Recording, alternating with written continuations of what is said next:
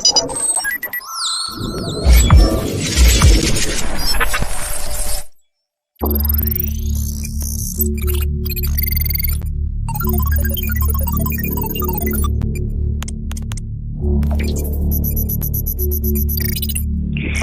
this is Angela Marino from Wallingford, Connecticut.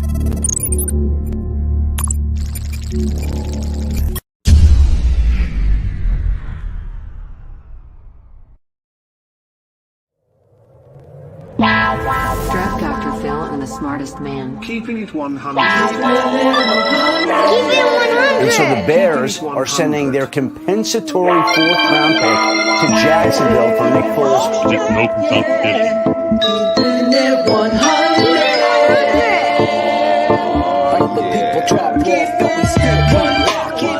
I know we need to run the ball more. I'm not an idiot. Keeping it 100. Keeping it 100. Keeping it 100, baby. Open competition. Keeping it 100. Draft Dr. Phil and the Smartest Man. Chicago Bears select Cole Kmet.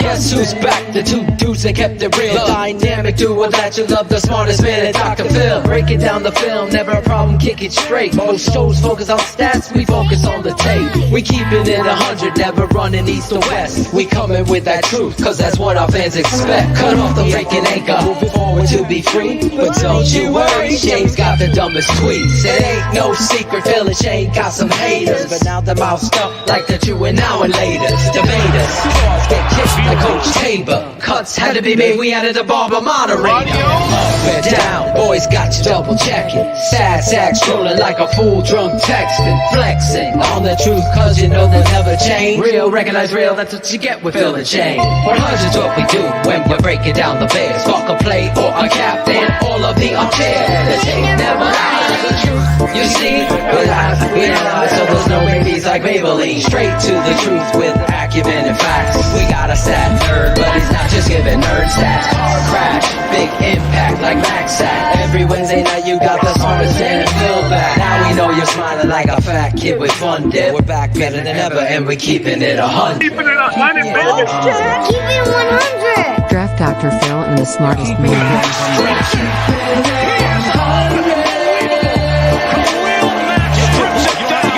Keeping it 100.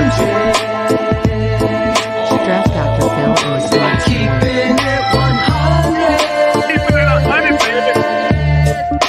Keeping it 100. Draft Dr. Phil and the Smartest Man. Keeping it 100, baby. Keep it 100. Keeping it 100.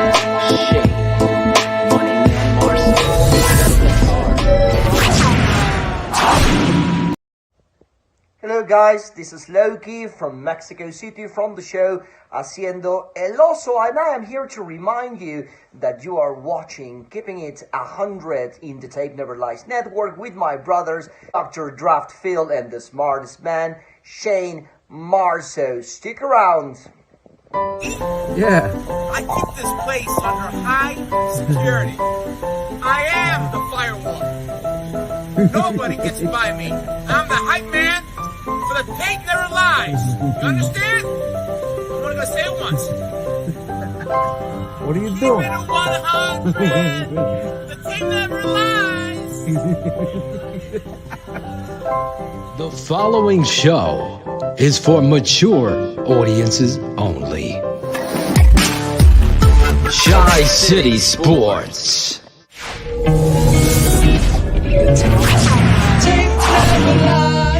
Have never agreed on a prospect before until this year in October when we all DM'd each other at the same time and we're all in unison about Mac Jones. Alabama, they're so good. Mac Jones is only good because of the play. No.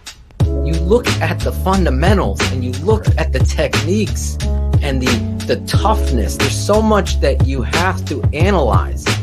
Those of you just learning the game, you can't just follow the Bears blog and PFF Brad and these people with their numbers. That is like a quarter or a tenth of the story. And they cover our Chicago Bears. Yes, the Tape Never Lies Network, with our brothers, Draft Dr. Phil and Shayne, the smartest man. Shouting out Claudio. Yo, Claudio, what's up? Cars, what's up, baby? Yes, it's the Tape Never Lies Network.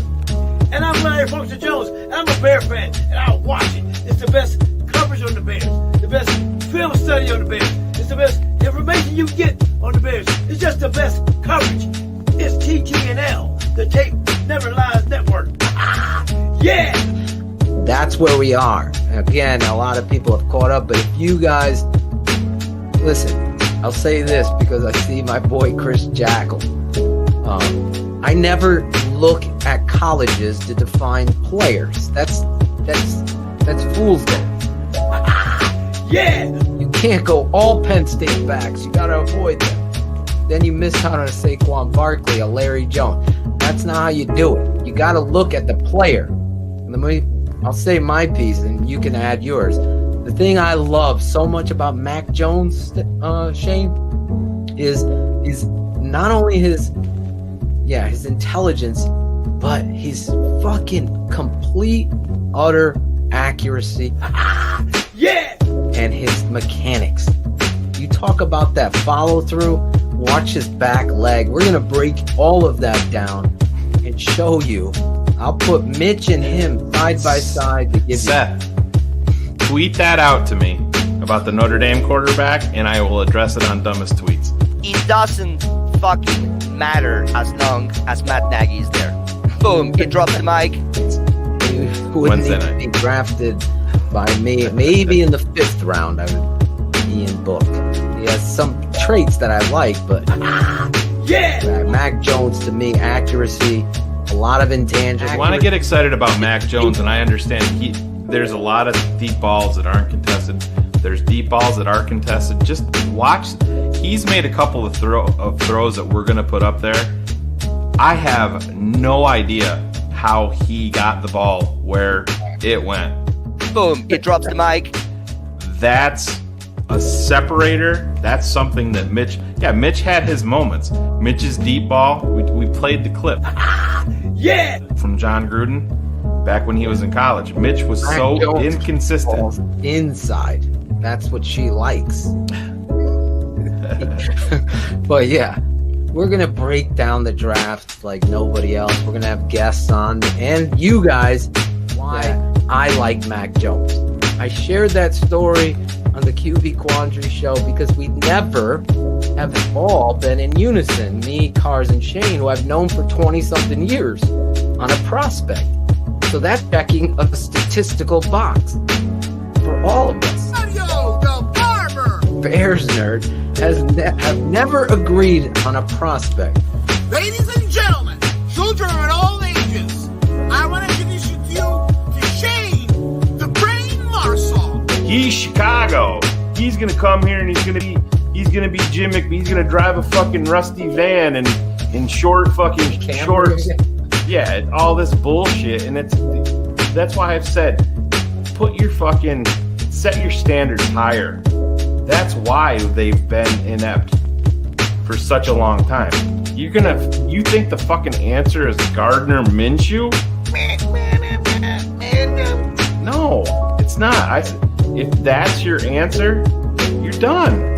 You're done. If you want to make him your backup and say, yeah, you're going to compete. Size. Yeah, exactly. The smartest man in the world.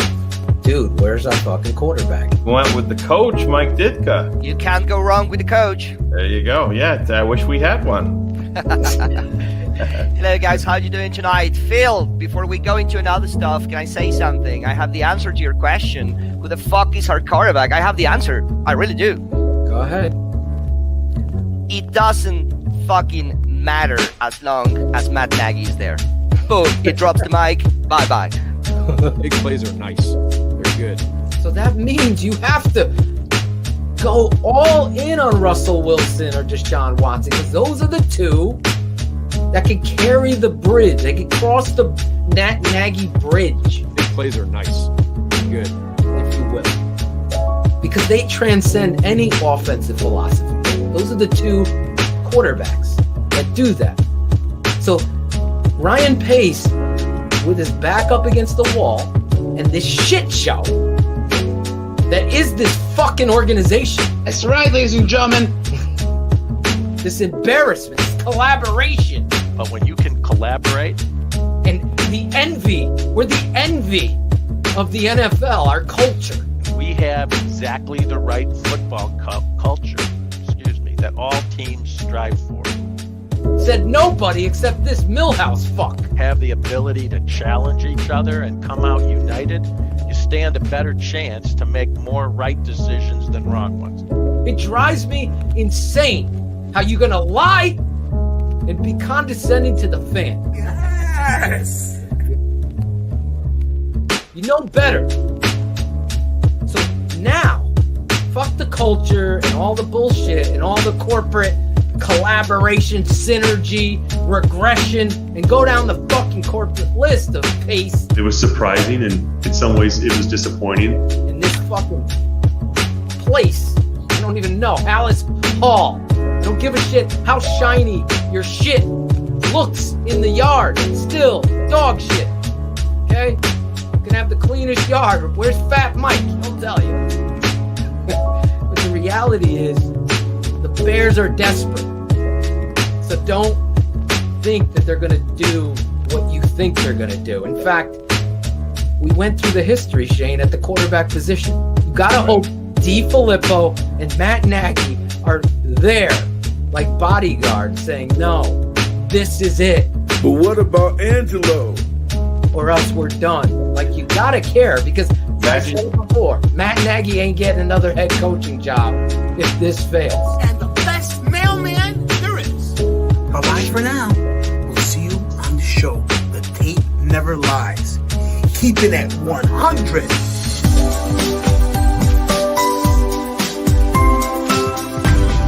Keeping it 100. Yo, ladies and gentlemen, this is Claudio the Barber, and this is Shy City Sports Keeping It 100. We got another great show for you tonight. We got two guests on tonight. We got Purdue Safety Tyler Coyle coming on first, and then we got Bears guard Dieter Eiselen coming on. So let's just get to it. We got a lot to get through. Let's bring on Shayne the Brain, Marsa, and Draft Dr. Phil. There he is. I don't know what happened with that open, Phil. What the hell? Yeah, it was got like a little crazy at It's the like end. max headroom. Yeah. Going back to the 80s. I'm like, what the fuck is going on? Dude, I have no idea. I didn't know if that was something that you meant to do. And then I didn't. Like, man, that's I was wondering in the beginning. Then when I looked up 2 minutes later and it was still going, I'm like, yeah, that something got fucked up there. No, something in the upload happened, but you can hear it on the podcast version. I don't know what the fuck happened. It was on an Angelo trip. Unless Ted Phillips came in and tried to fucking sabotage like the Beastie Boys, but some people probably think that was meant to be, and we'll just leave it at that. Kind of like Shayne the Brain. Shayne the Brain. It doesn't work for me. Shayne the Brain. Does not work for me. It rhymes, though. I mean, no. Smoke weed every day. Listen, we got a great show. Obviously, in the open, I think it's important. Our 100 crew stands true all over the world. Bears fans and TTNL heads. Tape never lies, peeps. 100 crew. However you consider yourself, understand the hard work and the analysis that we put into the tape and the film study, and we stand by that. And then, as we've told you, people like Sandy Tom, who have been with us for years, Heidi Zimmerman, I'm trying to think of old heads that have been with us all through the good, the bad, and the ugly. John Necrone, Chris Jackal, knowing that we do this work, we stand by our truth and our analysis, and then everybody plucks from that tree and starts writing stories. And now all of a sudden, Mac Jones is fucking all over the talk of the town. When, as you could see back in November, the work, and I know Berlissimo, our guy on Sundays on the Draft Mob, was also with us. That was prior to him becoming the network. I'm Mac Jones. It's funny, but it honestly does get a little disappointed. Emery Jones, yes, you are an old head. Not in age, but just a supporter since the beginning. Ryan Cox, look, 3 in a row. Heidi, Ryan, and EJ.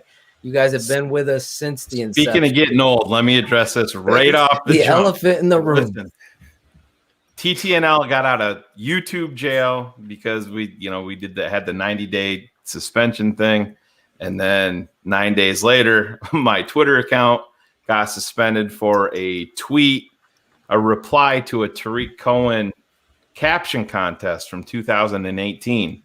I had a little video. I was in my vehicle and the radio was playing, and unfortunately they dinged me for a copyright DMCA violation and suspended my Twitter account because of that. And it's whatever. Hopefully, it's crazy. Nothing that I did crazy that just came out of the blue. They emailed me at like 5:30 in the morning and literally signed off. All the best, Twitter. So we'll see what happens. Yeah, that probably pissed you off more than it. Yeah, it did. I took a screenshot of it just so I could savor that. All the best, literally, all the best. Twitter, like fuck you. Yeah. And fuck you again because you're done. And there's no answers to this shit. No, and it's the reality of. Let's not even worry about it, man. We got our. You have to get the elephant out. He's been in here a while. He wants to. Yeah, I hope he's loving the show. He wants to get back to working out and shoveling that 1.5 inches of snow in Nashville. I wonder if they even sell ice scrapers in Nashville. Probably not. Listen, we got a big show tonight. Football, as we've promised, we're going to have guests, draft prospects, players, media people, analysts, and you people that are hosts of other Bears podcasts that Shayne and I are watching that set the bar. Obviously, you saw Loki in the intro. I think he's in the he's in the chat tonight, my boy. What up, Loki? I want to support everybody. There's plenty of room. But that being said, when you're a safety, you don't want to have plenty of room. You want to tighten down that box, come in the alley and fill. And we do things a certain way here. And we got to introduce our first guest the right way, the tape never lies way. TTNL fans, you all know that Phil and Shayne love the NFL draft. With that being said, as we enter this offseason and start circling team needs, we see a glaring hole at safety for our Chicago Bears. This guy might be able to fix all that. Bears fans, TTNL fans, NFL draft fans, let's give it up the only way we know how, the TTNL way. Let's give it up for the former Boilermaker.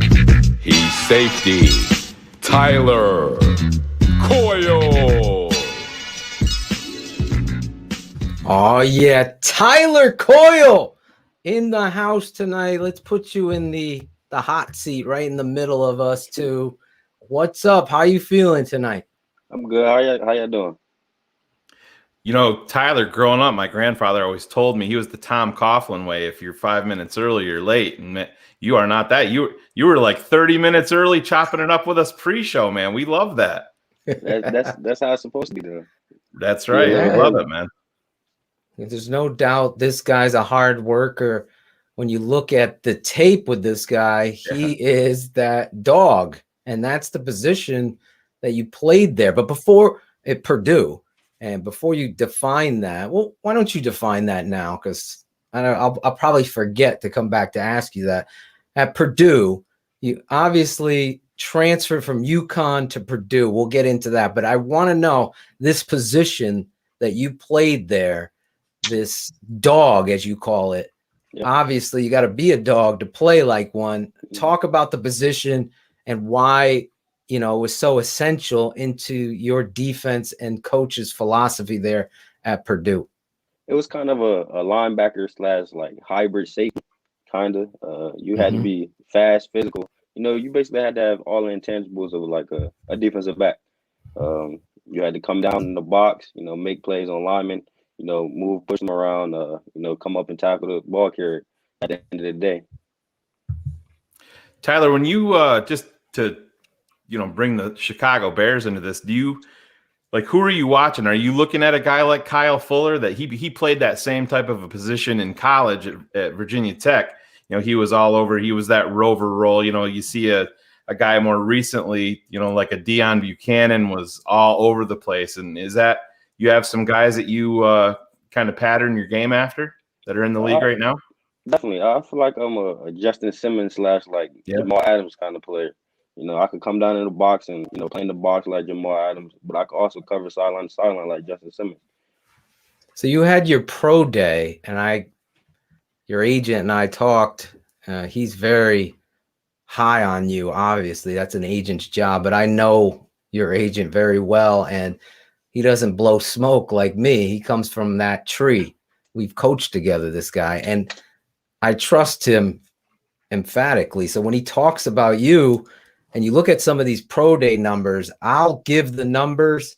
We got a 40 time, 4-4-0-40 at 6 foot. What are you? 6 foot? 6'1". What?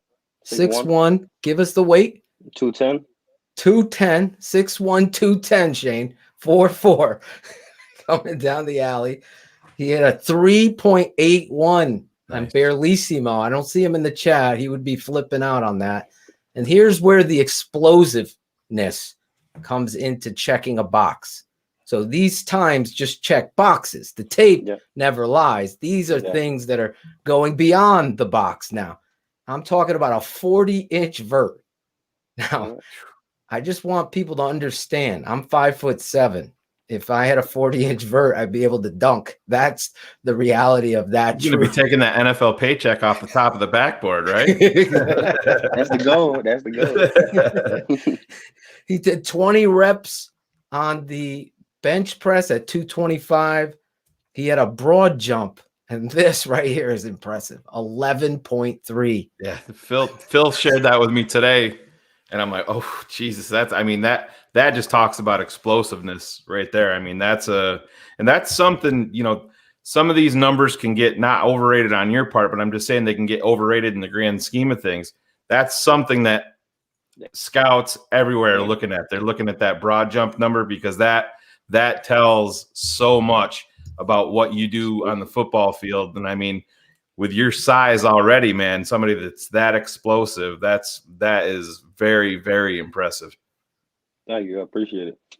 Hey, don't be humble here. I know you're in a slippery spot in Nashville, Tennessee. They got a half inch of snow or an inch of snow or an inch and a half. 2 inches. 2 inches. Yeah. That's about Angelo coming in. Or brags. But the reality is those numbers obviously go beyond the tape where you shine. Here's a physical football player. But the thing about you that stands out is your ability to anticipate the football. So you're not just that Deion Buchanan that would be comped to you, who played for the Cardinals and came down and played, say, same former Alabama kid, Shayne. What was his name? He ended up going to the Rams. Barron. Barron. Yeah, Mark Barron. Those are the comps that you're going to get, but your times are freakish as far as an athlete. So going out and doing these drills, obviously with COVID, is this more of teams having to approach you to get you to do personal workouts? How is this going to be set up? Because these numbers, and we're sharing it on the show, we got fans all over the world. Obviously, our focus is on the Bears, but in the NFL draft, we focus on all of the prospects, all of the stuff. And it just so happens the Chicago Bears have a need at safety in our book. So you fill the bill because we have a guy that's 6'1" from Alabama that's not as physical as you and Eddie Jackson. We get on him about his physicality. With you, the tape doesn't lie. You're physical. So how do you approach now with the NFL? Are they calling you to check in with you and do these with scouts from all over the league? Is there a centralized pro day that you're going to have again, or did that already happen? I have a centralized pro day, March 23rd at Purdue. It should be a lot of big names there because obviously, we have Rondell Moore, the receiver.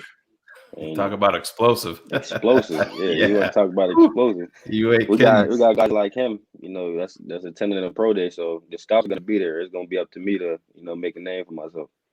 Yep.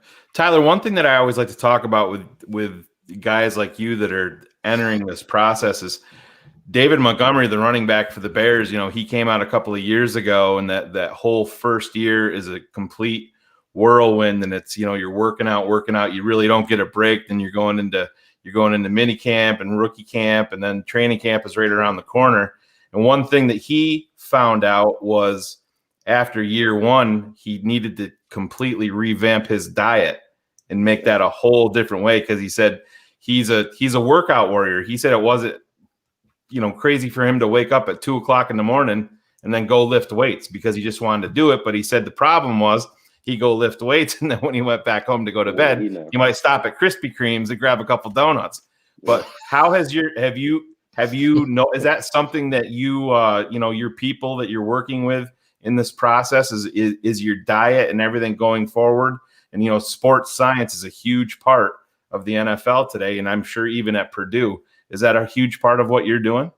That's actually one thing that that was my main focus coming down here. It was my diet, changing, because I was I like cheeseburgers and things like that. And you went to Nashville for all that barbecue and all that. Exactly, there's a lot of barbecue down here. But I've been holding my composure, trying to stick to what they feed us at Boost Performance, down here in Nashville.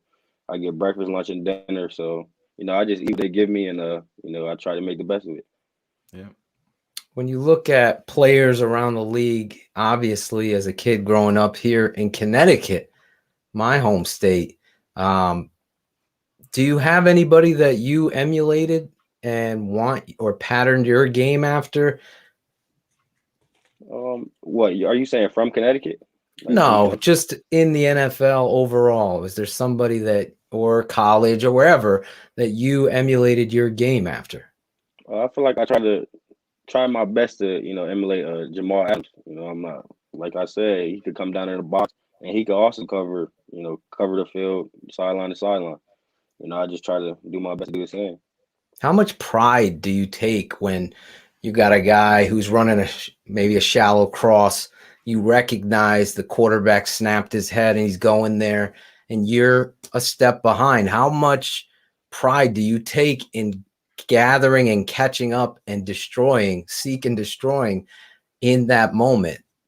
One thing about me, I hate losing. So if I'm behind, I'm gonna try my best. I'm gonna get there for sure. I'm gonna get there to get them down. That's what I like to hear. Absolutely. No, that's competitive. I mean, you dung a bell in my room. Bing, you check the box. Go ahead, Shayne. I'm sorry. So with all this workout and everything going on, Tyler, what are you doing just in your downtime, like away from this, just to kind of, re-energize yourself and get your mind right to attack the day the next day? What do you do? Are you a Netflix and chill guy? Are you firing up you got a PlayStation 5 or a Series X? Have you been able to get one yet? No, I got an Xbox. I haven't got the new one yet, though. Yeah, but Team Xbox. I play a little Call of Duty here and there. Yeah. They're going to be coming out with college football next year, too, on there. So that's what we're looking forward to. 1 year after you leave, or will they have him? Man. Do they do it in the past year? We can get those. It's the past year. It might be the past year. Yeah, you might still. So you might be on that game. We can get those revamped rosters and find out who that crazy safety from Purdue is. Yeah, absolutely. Let me ask you this though. You're here at UConn. What created this jump to Purdue? What's the true story behind there, and why you left UConn and went to Purdue? Honestly, I feel like a change in level, change in speed. I wanted to come to Big Ten and ultimately show that I could, do the same thing I was doing in AAC in the Big Ten. And I had two coaches that recruited me to come to Purdue, Coach Anthony Poindexter and Bob Diaco. They were the safety coach and defensive coordinator at Purdue last year. So, it was just that connection, ultimately it was an easy transfer for me. Poindexter was a UVA guy, safety at UVA, right? Back in the Yeah. day? Yeah. Yep. Oh, man. That's former Giant, right? It shows how old I am, man. I remember when he came out in the draft. Phil and I were He's a probably big interviewing dude. him. Yeah. He actually just got the job at Penn State, safety coach at Penn Nice. State. Look at that. He's keeping it in-house in the Big Ten. Yep. So, Tyler, a lot of this process is really the biggest job interview of your life. If I'm sitting here interviewing you right now and I say, Tyler, and a lot of these guys, when they're asking you these questions, already know the answers. They just want to see how you're going to phrase it. But if I'm looking you in the eyes right now and I said, Tyler, you tell me what are the flaws in your game that you need to focus on to get better going, to make this jump. What does Tyler Coyle need to work on?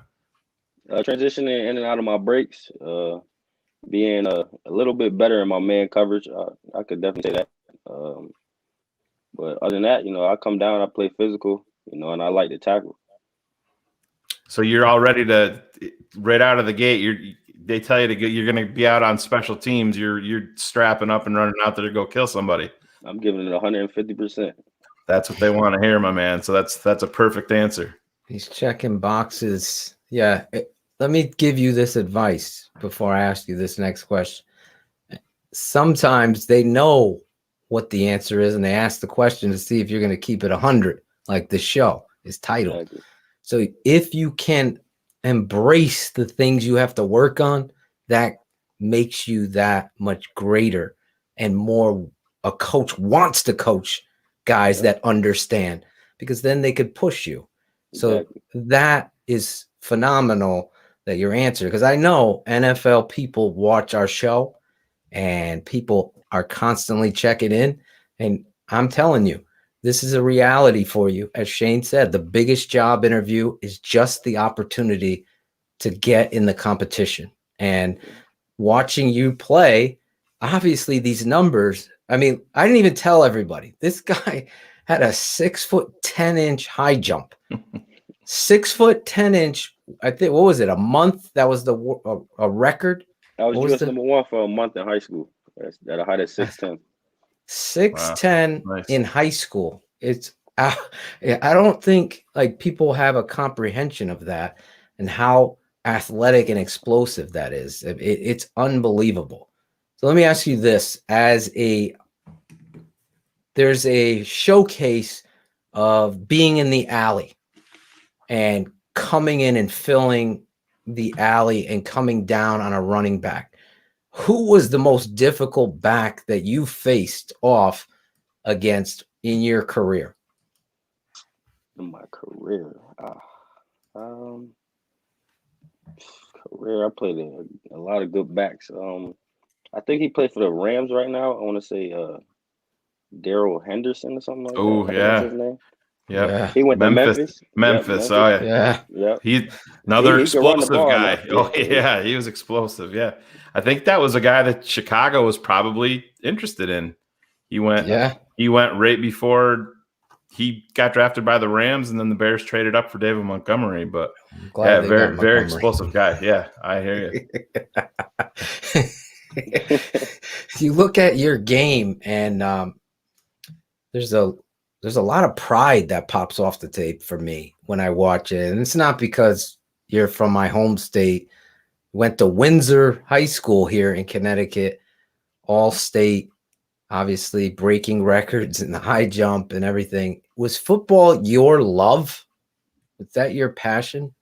I definitely would say so. I played other sports like basketball and track and field, but football, I've been playing it since I was 5, and I had 4 older brothers that also played.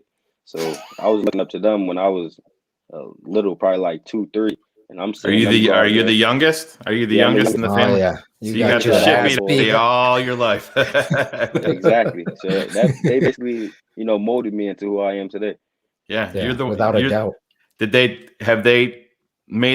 play college ball or anything like that? No.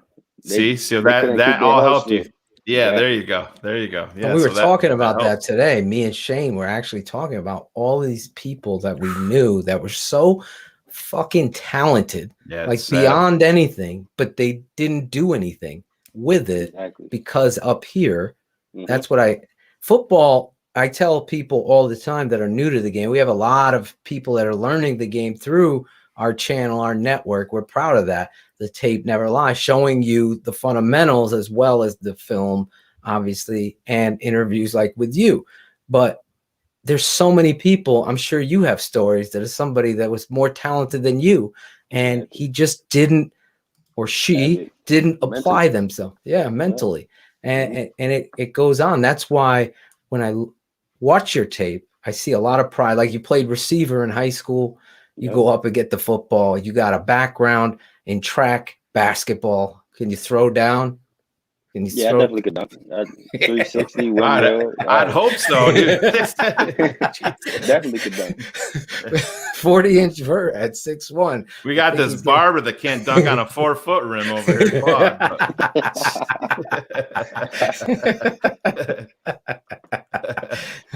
He's dunking donuts. That's about it. How much of a difference was the Big Ten? Honestly, keep it 100 from the competition that you played here in the Atlantic Conference. What is it? The Atlantic AAC. Yeah. So how much of it? Thank you. I always fumble because it was the Big East. Then they went to another. Now they're in the AAC. So how much of a difference is it for you? Honestly, were you anxious a little bit when you first walked onto the campus of Purdue and like, oh shit, this is Big Ten football. I've watched this since I was a kid. Now you're there. My first day, I was a little anxious, but as time goes on, you're basically playing the same skill wise. You're playing the same players. The only shift and like difference I really seen was the offensive lineman and defensive lineman. They're a lot bigger and more physical. That's the only major shift I've really seen. Being at Purdue, how big is the presence of a guy like you see, Drew Brees, probably most likely hanging him up and going into the booth. But do you feel that presence of a Drew Brees there? Just like, every day you're around the facility of an absolute icon really in football. Does he still have a big presence in Purdue football? He definitely has a big presence. As you walk on the field, you see posters all over the place, Drew Brees, and it's basically a sense of pride. He went to the same university that I'll go to, and he made it. So why can't I do the same? Yeah, we need to draft another guy from Purdue. I think the last one that we took was maybe Roosevelt Colvin back in the day. Colvin. Yeah, was he the last one from Purdue? We got to get a fact check. Claudio. Yeah. Maybe he could do some fact checking. He's producing skills. Although I don't know what happened to the Open with that glitch. Yeah, got a little. That was like max headroom. When you go out there, obviously this past season, and it's COVID, and there's no fans in the audience, how difficult is that for you to play the game of football that's so, just in my experience, the fans just ignited a different energy inside me. This whole feeling. How hard was that for you to deal with this past season? Honestly, when I'm on the field, I'm so locked in, I barely even hear the fans. Okay. So it really didn't bother me a lot. You know what I'm saying? Just going out there, reading my keys and doing my job. That's my main focus when I'm out there on the field. Tyler, we got a couple of questions here, and everybody's, concerning themselves with the draft. It's a big part of what we do. Kyle Orton. Yeah, Kyle Orton was so that would have been 2005. Yeah, he was after. Yeah, COVID. But in terms of have you been given like I know sometimes if you're gonna come out early or whatever, you get a projection on maybe like a projected draft range. Is that anything that they've shared with you? 4 through 7. It's somewhere in that range. It's all in God's hand, though. Yep. And hey, thing about it is, man, end of the day, everybody wants to get drafted as high as they can, but situation matters so much. Exactly. You know what I mean? It really does. If you go in there, the Bears drafted Eddie Jackson in round 4. And then he had some injury issues, and you come into a good situation, you you get Ultimately after the make a name football. for yourself. You're damn right, and it doesn't matter if you're round 4, round 7, undrafted free agent. I mean, there's a lot of undrafted free agents in the Hall of Fame. So but keep that work ethic, man. It's going to get you places. Absolutely. Let me ask you this: the ball's in the air, and with the change in contact, are you more reticent to attack the football now, or are you just still that physical football player that's ready to knock someone on their ass and let people know your presence? I'll take the ball over, any big hit. I'm not even gonna lie to you. No, that's what we want to know. To get that ball, going to get the ball, it can make ultimately a big play for the team. The spark that the offense probably needs. What's your preference? Are you more of a zone safety, or do you like being up at the line of scrimmage? Are you comfortable at the hashes? You don't care. You're a man. Either or. I could man zone. I could come down in the box, like I said. Play the gap like a linebacker. It really doesn't matter.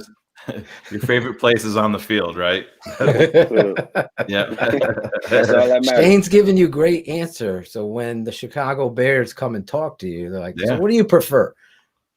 Do you want to play up? Do you want to play back? I just want to be on the field. And that'll knock them off their feet. Yeah.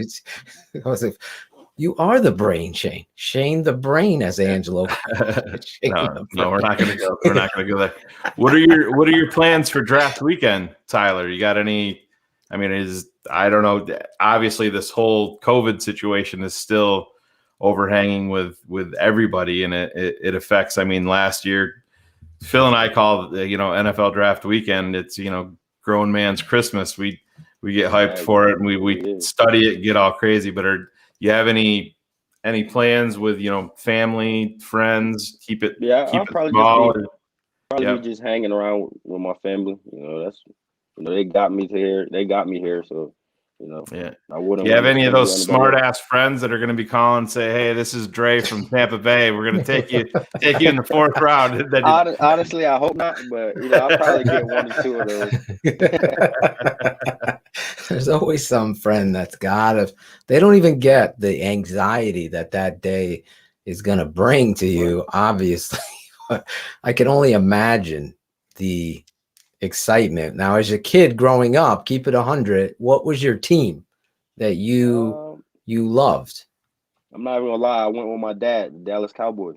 There you go. There you go. So who is your guy, though? Who is your guy? Like, my son is a huge David Montgomery fan. Mm-hmm. He went with his dad, as you could see. Who's your guy? Yeah. Cam. I was a diehard Cam Newton fan. I'm not gonna lie to you. Oh, nice. So you went opposite of the Cowboys. You went with Cam. So then you became a Panthers fan? Yep. I had to switch from my dad's team. I had to. How did your dad take that? Is he all right? Obviously, I trader, but it is what it is. I watched Cam all the way from Auburn, and I just followed into the NFL. Did you see the video of the kid at the football camp with Cam here a couple of days ago? That was some craziness. I mean, I think that says a lot about the kid's parents and upbringing. I said, it's crazy. And I mean, that kid never shut up. I give Cam a lot of credit for, kind of keeping handling it the way he handled it. Yep. Yeah, because I mean, it really could have got out of hand. Because I mean, I was uncomfortable watching it, and that kid, he was a little chatterbox. I'm like, oh man, where is your father or where's your mother? So man, my father would have whooped my ass. I know that growing up. No question about it. No question about it. Yeah, I didn't get to see this. There was a kid. He was calling Cam Trees like, you're a free agent, you're trash, you're trash. Yep. You're God. It was. I think at one point Cam did. He's like, "Where's your father? I want to talk to your father." Oh, that was the perfect response. Yeah, it was crazy. And then the kid, I don't know. Did they say how old the kid was? He was pretty young. I think he was 18. Oh, was he really? 17, oh, really? 18. Oh my God. Oh, so yeah, he definitely should have known better. But I see he put out statement saying sorry, or yeah. Oh, everyone's got a statement after you've shown your true. That wouldn't have worked in True my house colors. growing up. I know that. Oh, that wouldn't have. You look at the NFL draft, obviously the cap is going to be different. So draft players with salary that is lower, honestly, is always going to trump in a business. So if you can perform in the manner with which your tape and your times say, you're one of these guys in the fourth or maybe third round that someone takes a chance on because they see you as a fit in their defensive philosophy. Take us through a little bit about coverage at Purdue. How complex were the coverages that they were asking you to play? Obviously, you more so than anyone, because, and I'll just say this to the audience, when a guy is asked to play hybrid, so to speak, he calls it dog. Some people call it other things. I know Hardball has a name for it over there, like RoboCop or whatever. Like Star, Diamond, different. Ninja, Diamond. Yep. It's this position that's asked to do three things. It's be a linebacker, be a safety, and then be a free safety. So that kind of, box for me is showcasing on the tape that this young man could do a lot more for your defense than not. So how complex were those schemes for, say, in comparison to what you were doing at UConn? It was pretty much the same. Okay. As at the position, I'll go curl flat. I have to carry two. Up to 10 to 15 yards. Simple, basic. Have to set the edge as a like the outside part of the. Basic things like setting that edge. Curl flat. Yeah, exactly. It was pretty much the same as like an outside backer. You'd like to set in the edge here in Chicago. You could kick the shit out of our left tackle, Charles Leno. He's tough to tell. You could destroy him, but we'll cut that out so we don't get you in trouble. Don't get a Connecticut guy, right? John Jenkins. John Jenkins from my hometown. Friend of the show. He's been on. Friend of the show, John Jenkins. And real big John Jenkins. Big John. Real big John Jenkins. Yeah. John has a freaking car collection. This guy's always got rims. Yeah, he was going over to, I think we had him on the show the one time. He was having one imported from like Japan or something crazy. But yeah, John was playing great football at the end of the season here against the Saints. He really played. They should have gave him that pick there. They called it a fumble recovery. That was an interception. I agree. Against the Saints and against Drew Brees, Purdue. Yeah, Purdue. Look at it, it's all coming together. Look at that. Full circle. Are you a Marvel guy or a DC guy? I feel like I'm a Marvel guy. Definitely Marvel. What's your favorite Marvel movie?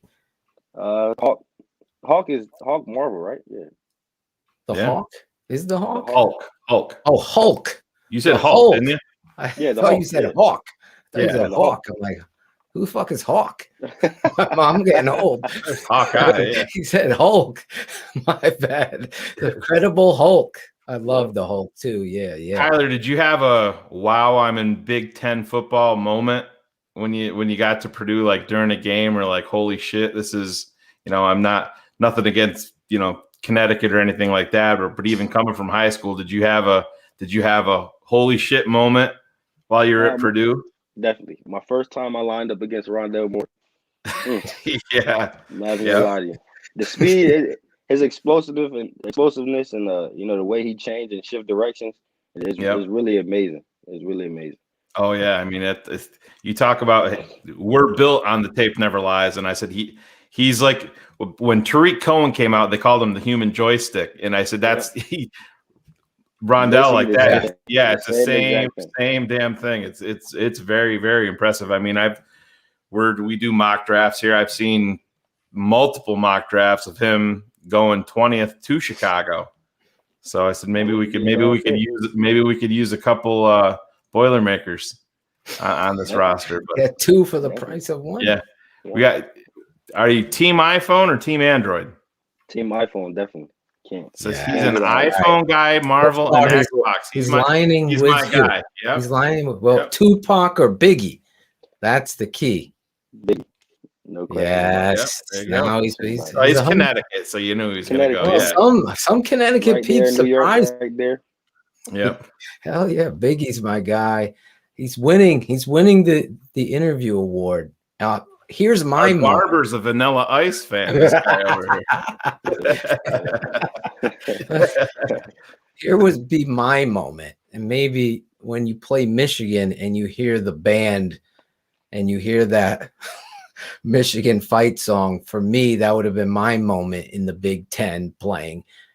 Your moment was playing up against your teammate. Talk a little bit more about this guy for fans that don't know how talented this receiver is out of Purdue. You got to really see it to believe it. Honestly, he's probably all of 5'8", probably the fastest guy out there. Probably should run like a 4.3 at his pro day. Routes crisp. Man, if he could just stay healthy, that's the biggest question mark, like going into this process for him. But if he can stay healthy, definitely should be a 10 plus years in the NFL kind of guy. That's great stuff. I mean, especially when your teammates see it, they're not afraid to talk about it. That's the endorsement that people are saying. Oh, maybe we can get Rondell on here and talk about you. Maybe you can hook that up for us. That would be dope. I definitely let him know about it. That would be dope. He's a talented football player at that size, that speed, that quickness, and watching Coyle play the game of football with his physicality. If he's speaking up on something like that, you got to listen to it. That means a lot. Shayne, your final questions, or do we have some questions from the chat, Claudio? I know there's over 185 people. Yeah, a few people asked, where do you think you're going to go in the draft? Oh, he already said that. 4 through 7. Yeah, 4 through 7. Claudio, oh my. I'm reading. I can't listen and read sometimes at the same time. I'm still learning. All right, I'll find another one. Let's go. This is the problem, Corey. Smoke weed every day. Smoke weed every day. I know I will. They're going to legalize it in Connecticut, Phil. Did you hear? That's the problem with Claudio. Did you hear that? They're going to legalize it. No, is it? Yeah, the governor's saying he might do it. I might try it for the first time. Well, they better do it, because Illinois, the surplus of money that they're getting, and Colorado, my buddy's out in Colorado. They fucking sent him a check for $600 because not because of COVID, just because there's such a surplus. So I just think that's a whole nother show. And it's one, Claudio, that we're going to have. My former teammate at Hofstra, Dr. Damas. Here's a question for you, Tyler. Here we go. Would you rather hit someone so hard that they go to the Ben Askren realm? I don't know what that means. Or get an interception? You answered that too, Claude. I answered that one too. These are coming from the chat. I don't know what Smoke weed every day.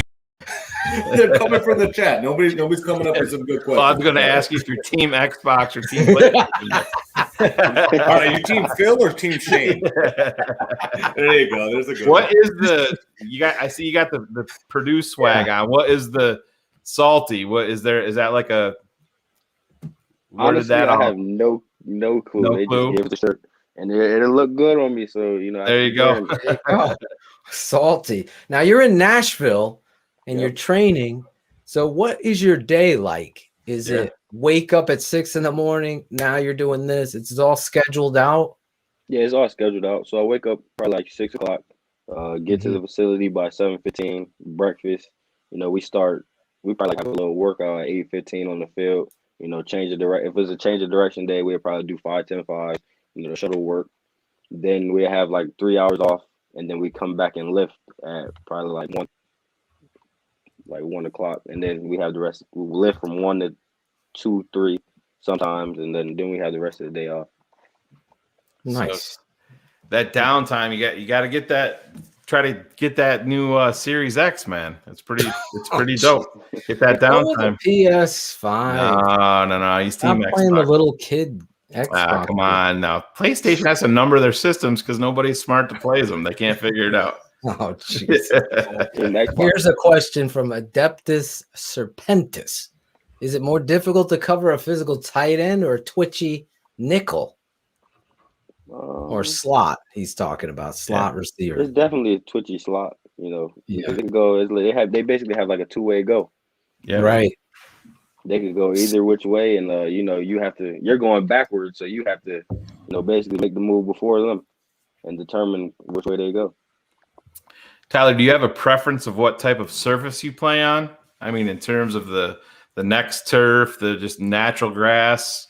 I know we've had different guys on here. They don't. Some of them say they don't care, but some of them like to know that like to have the sure footing of the next turf. And we had Kyle Long on here, and he's like, no, man, you give me real grass all day, every day, because it's easier on my knees. You have a preference?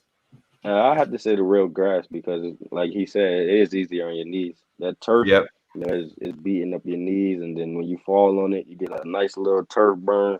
Yep. Yeah, natural grass is where it's at. So, Tyler, when you started football, did you want to play defense right away, or did you play offense first and then move to defense? Or well, I started off my career as a quarterback. You know, midgets. I played quarterback up until my sophomore year in high school, where I moved to receiver and safety. But I feel like defense is where it's at. You know, I like to come down and be physical and tackle. We need a quarterback real bad here in Chicago, Tyler. If you want to dust off your playbook. That's long gone. That's long gone. Let me ask you this: why the number 25? What's up with the significance of that?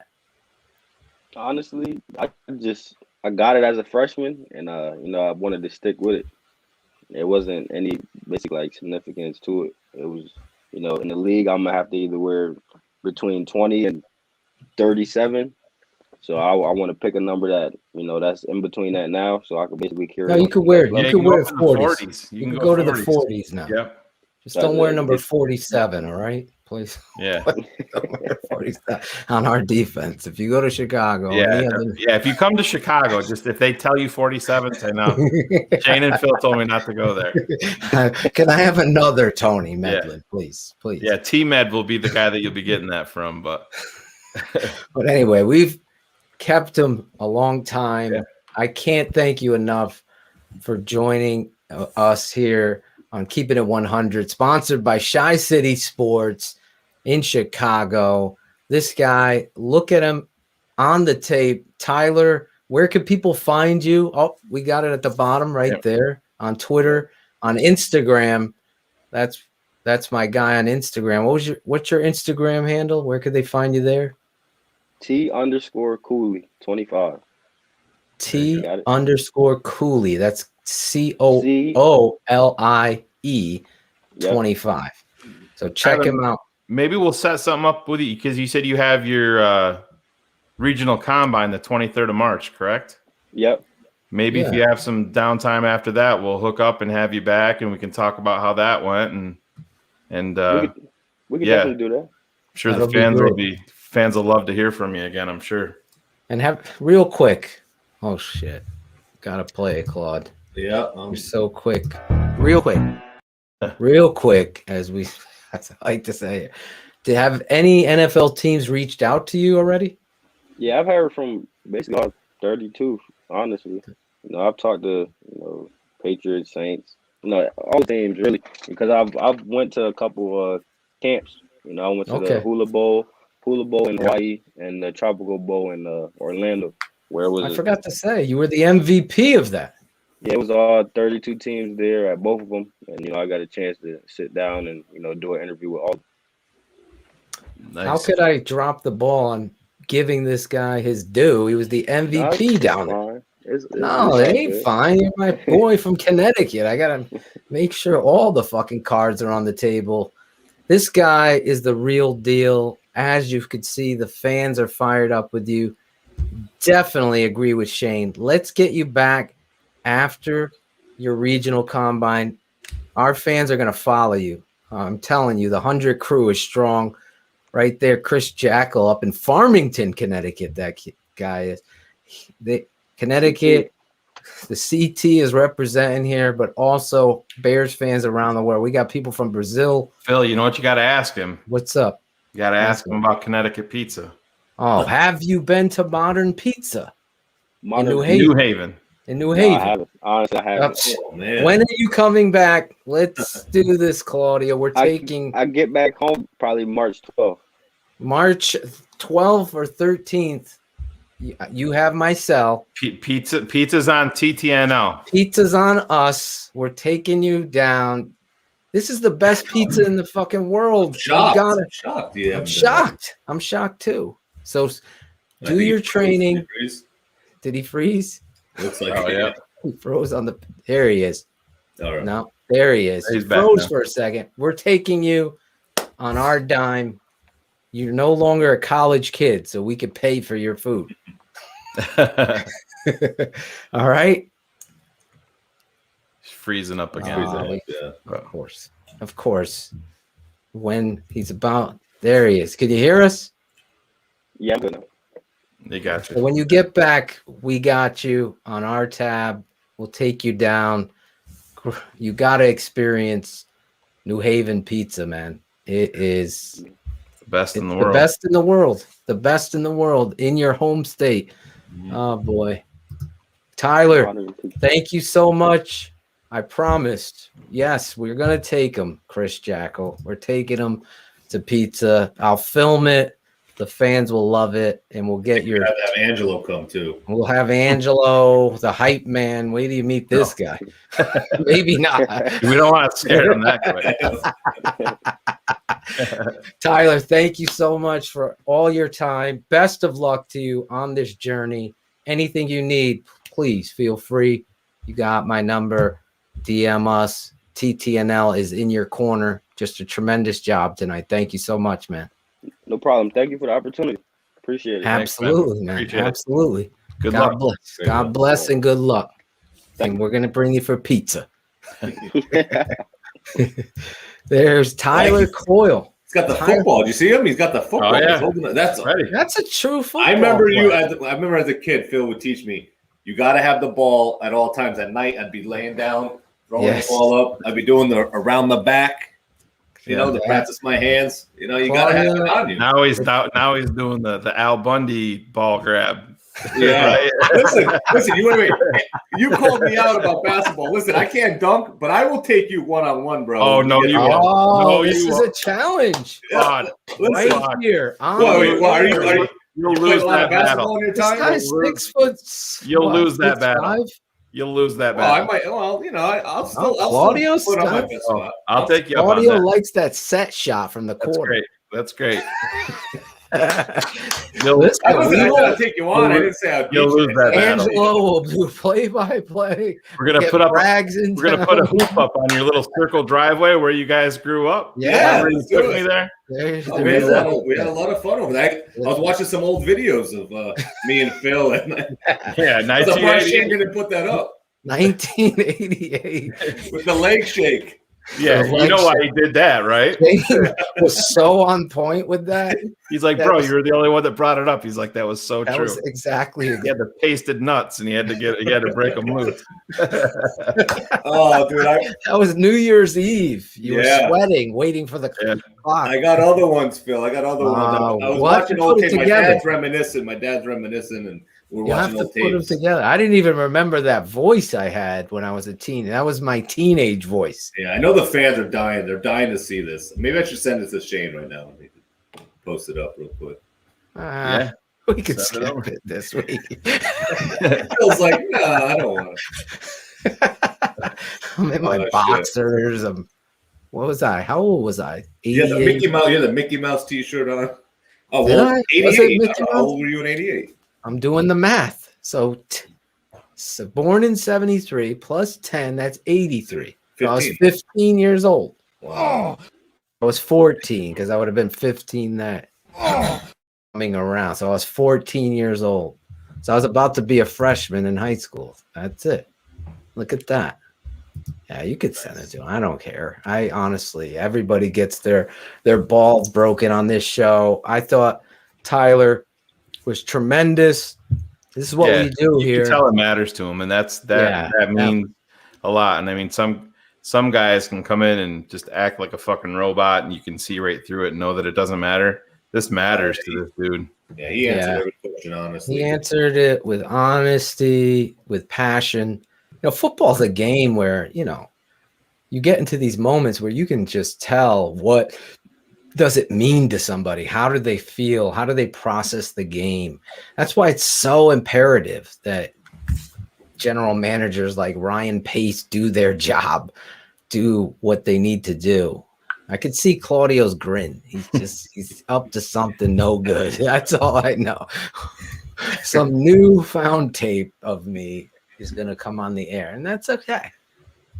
Do we have what time we got our next guest coming? He's coming up at 10 East. 10 East, yes, okay. 10 East. So we got some time here. He graduated. Richard Gordon graduated in 1988. Tyler's agent, is that Tom? It's not Tom. You're saying yeah, it is Tom. Yeah, but I don't want to give his name on the air. Of course, that's why I'm saying Tom. I didn't say Tom Cat. Could be there's a lot of Toms. There's a lot of Tom. Yes. Okay. Yeah, I figured that. All right. That's cool. Yeah. Yes. This kid is football to the core. And that's really what we wanted to get out of the interview. I've never talked to him in person. So it's imperative that you get, like I said, it's unfortunate, like guys like Ryan Pace, you got to meet with these players to get that stamp of approval. Those of you listening in the audience that are like, how do you like that football player after you've seen it? I've seen a lot of people saying, yeah, I want this guy. I want that guy. That's the kind of stuff that I really hope this network is bringing to the table when you get a young player, obviously going into the league. As Shayne said, this is the biggest job interview of his life. There's a lot of nervousness. Obviously, there's a lot of pressure and preparation. And I felt like it was interesting. He was keeping it 100. He's like, yeah, I used to eat cheeseburgers and shit. Yeah. And trust me, if the one thing I loved about college the most, forget all the other great shit, it was the dining hall. It was like you were a football player, you got this card, you went in, and it was like a buffet of every type of food you could possibly, whatever you wanted that night. And it was the greatest. The food at Hofstra was just outstanding. Well, you guys brought up the pay thing. I think we ever talked about this. Oh, Shayne's out. Well, Phil, what do you think about college players getting paid? I think it's very important, obviously, because I feel like in today's day and age where it's not even today's day and age. It's the NCAA has made so much money off of these young players for so long. Jersey sales, sweatshirts. Think about this. Is anybody buying a Northwestern sweatshirt when they're 0-12? No. When the football team is winning the Big Ten East or whatever, they're buying. And because of the football players, the team. So it's imperative. I mean, there were so many scams. There's so many great documentaries out there about football. I mean, SMU, the documentary with Dickerson and Craig James, if you've never seen that one, it just shows you the amount of money that was being thrown around in the 80s, 70s, 80s, 90s. Bro, I got stories that I shouldn't even share on here about college athletes getting paid. Yeah. I'm talking I know two of the big time lacrosse players. I mean, Syracuse is a basketball school through and through, but they have an amazing lacrosse program. Yeah, they do. And I know two of the King Dinglings from the lacrosse program there. And I mean, these guys, like I said, it's lacrosse and it's nuts. I mean, I have a story on Derek Coleman back in the late 80s. because I That have was a beast. That Oh yeah, he was great. He fucking missed layups against Salen's fucking Hoosier, or not layups, free throws against Salen's Hoosier team back in '87. They would have won. That on was his freshman smart. year. Was that smart in Yeah, the corner? Fuck that guy. But That's when I used to watch college basketball. I just can't understand how you can use their identity, like with jerseys. Well, that's how can you use their identity in NCAA football thing. That's where the Ed O'Bannon, they're using their likeness and stuff like that, and it's. I mean, these universities. Let's be honest. The NCAA is the most corrupt organization out there. FIFA might have them beat, but yeah, they're but it's crazy. I mean, well, Phil said it. He's he's a pro now, and so we can pay for his dinner, and that's I know people that have lost eligibility that way over. They pick giving and a dude choose $20 to buy a pizza. Look what happened to Bush. Reggie Bush getting his Heisman taken. I mean, that was that's just so ridiculous. Like you're telling me when he was at USC, the number 5 jersey wasn't sold more than the fucking number 70. Oh, without a doubt. I mean, it's just without a doubt. Fucking ridiculous. I know that's the double standard. It's as Jackal is putting in the chat. It's legal organized crime. Yeah. And let me say this, there's always loopholes, just like in contracts and real estate and all these other bendable byproducts of money, as I call them. When you get football players that are 90-man rosters and you can't give scholarships to everybody. Some people have to walk on, then earn a scholarship. Listen, NCAA, first of all, college in and of itself is so outrageously priced. If you think about what they're charging, not only for classes, but room and board, and then books. A fucking book is like $285 for that's for a book. That's cheap now, bro. Is it? Oh I'm yeah. just like oh my It's god! even I worse can tell right you now. stories. My daughter's going to Southern right now. I mean, some of the professors aren't even teaching the class. Like you buy, they literally say you buy the book and you just teach yourself. I'm kidding, man. So fucked up. I do give a fuck because I'm paying for it.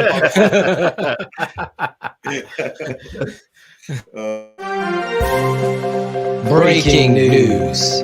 The Tape Never Lies Network. Breaking news.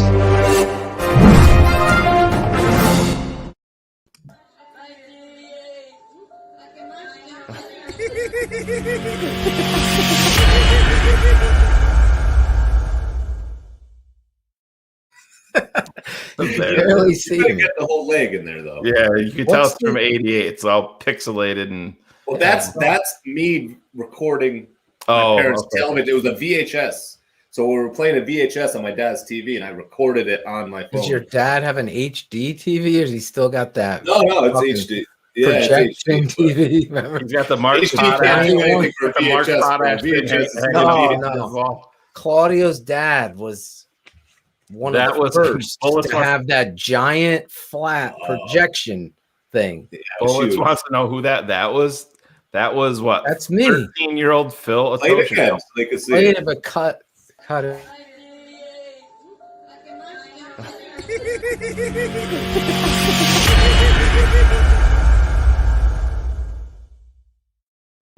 I got one more. 1988. What a year that was. Yeah. 88. Yeah. The Bears had a great defense. They started out hot. I thought they were going to get to another Super Bowl that year. So look at Zach Sullivan, his daughter. Loyal, $48,000 tuition. 17,000 room and board per year. Can you imagine? That's craziness. Like I told my daughters, I'm like, one great option for you is military academy, military, and actually let them pay for your college because ultimately, listen, fucking the piece of paper, it's almost always who you know, not what you know. Obviously, what you know is a starting point.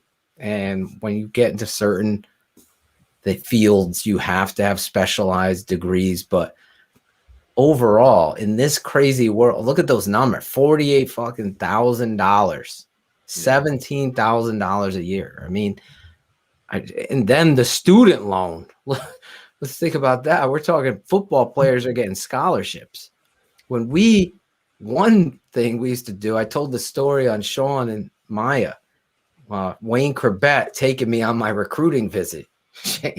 And he's passing me off to another player. He split the envelope in half. The coach would give you an envelope. Yeah. The envelope was at the coach's discretion. So it was almost like potluck. Was it $500? Was it $1,000 for the weekend? Because you were to show the player. I took Raheem Morris on his recruiting visit. Now the defensive coordinator of the Rams. So the point is, I don't know what you two are up to, but another video or something is coming. But the reality is you could then take some of that money and use it for yourself. And that happened often. Whereas Shayne's probably talking about thousands of dollars. You've seen the scholarships. Well, yeah. Families are bought houses. Fathers are given coaching jobs. I know a Syracuse basketball player. I won't name him, but he got paid $700 a week to flip on the lights at Manley Fieldhouse and at the Carrier Dome. That's it. And that was a long time ago. Think about that. And I mean that was just, I mean, $700 as a college kid is a shit ton of money, you know. Hell, fucking yeah, that was anything. And that, I mean, that wasn't all that he got. I got stories, man. It would blow your fucking mind. It's crazy. Listen. So about Tyler again, where do you guys think there's a chance we take him, or? Well, it's always a chance. Definite need, 100%. You got a position of need. You got obviously Deion Bush is a free agent, right? Yeah, I believe so. And Tashawn Gibson's a free agent. So I think DHC is also, I believe. Yeah. DeAndre Houston Carson. Yep. That's a free agent. So you got Eddie Jackson. That's it. Do we have any other young safeties on the roster? I think they have a couple. Signed a kid from Kansas City, but is he still? Yeah, he was a guy who sat out. Yeah, he opted out. So he still holds on his contract. Yeah, it just moves forward. Correct. We also got the kid back from the Canadian Football League that I was very excited about. This dude, Trey Roberson. Yeah, Roberson's coming back. You know, that kid, I was excited to see. I thought he was going to compete opposite Kyle Fuller. That's how talented I thought he was on tape at the corner position. Now you got Jalen Johnson. If that kid comes back, boom.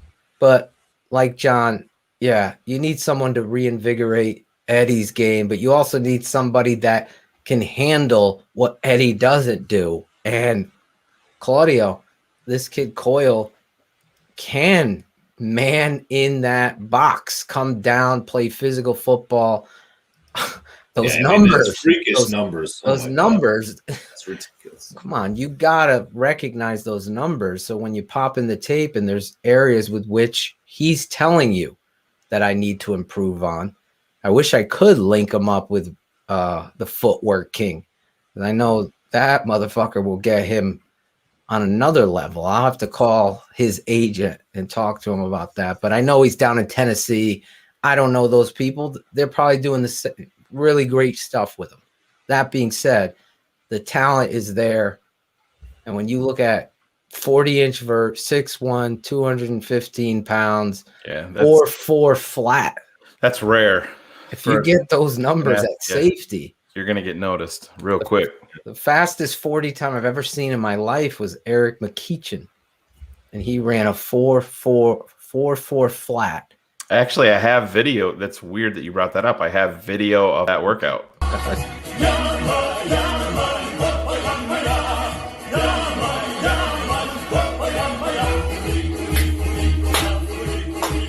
king never lies, ladies and gentlemen. We love you.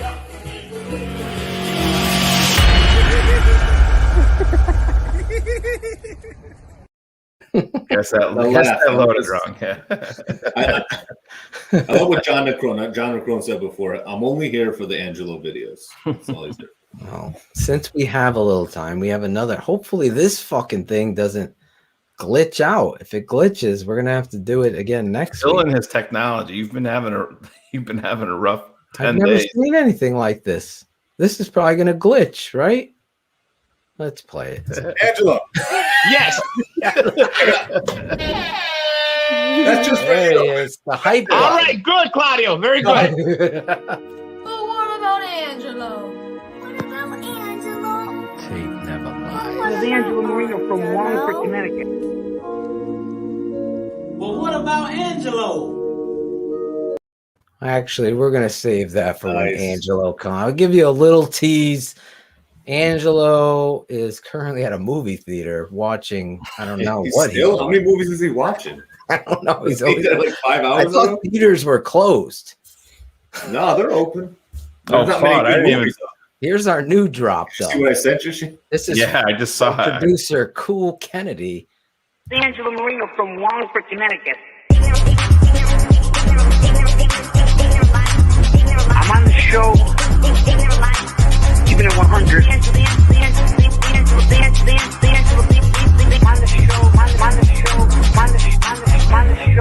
On the show, the tape never lies.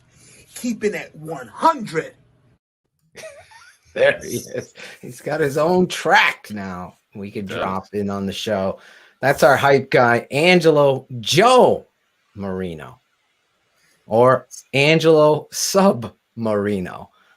All I know is something's about to happen with these two as we wait for our guy. I heard Angelo's new nickname was Funkster Jones Bitch. Oh, I read that on social media. That could be a pay-per-view event right there.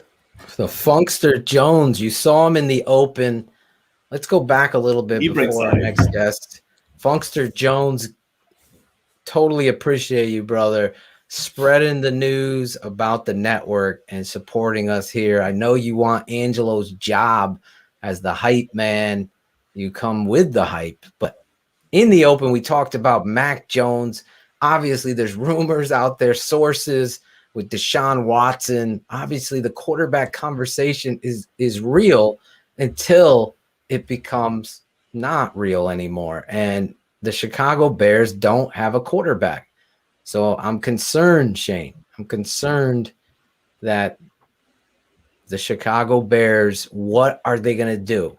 Dude, who the fuck's our quarterback? Yeah. That saga continues. All of us love Mac Jones.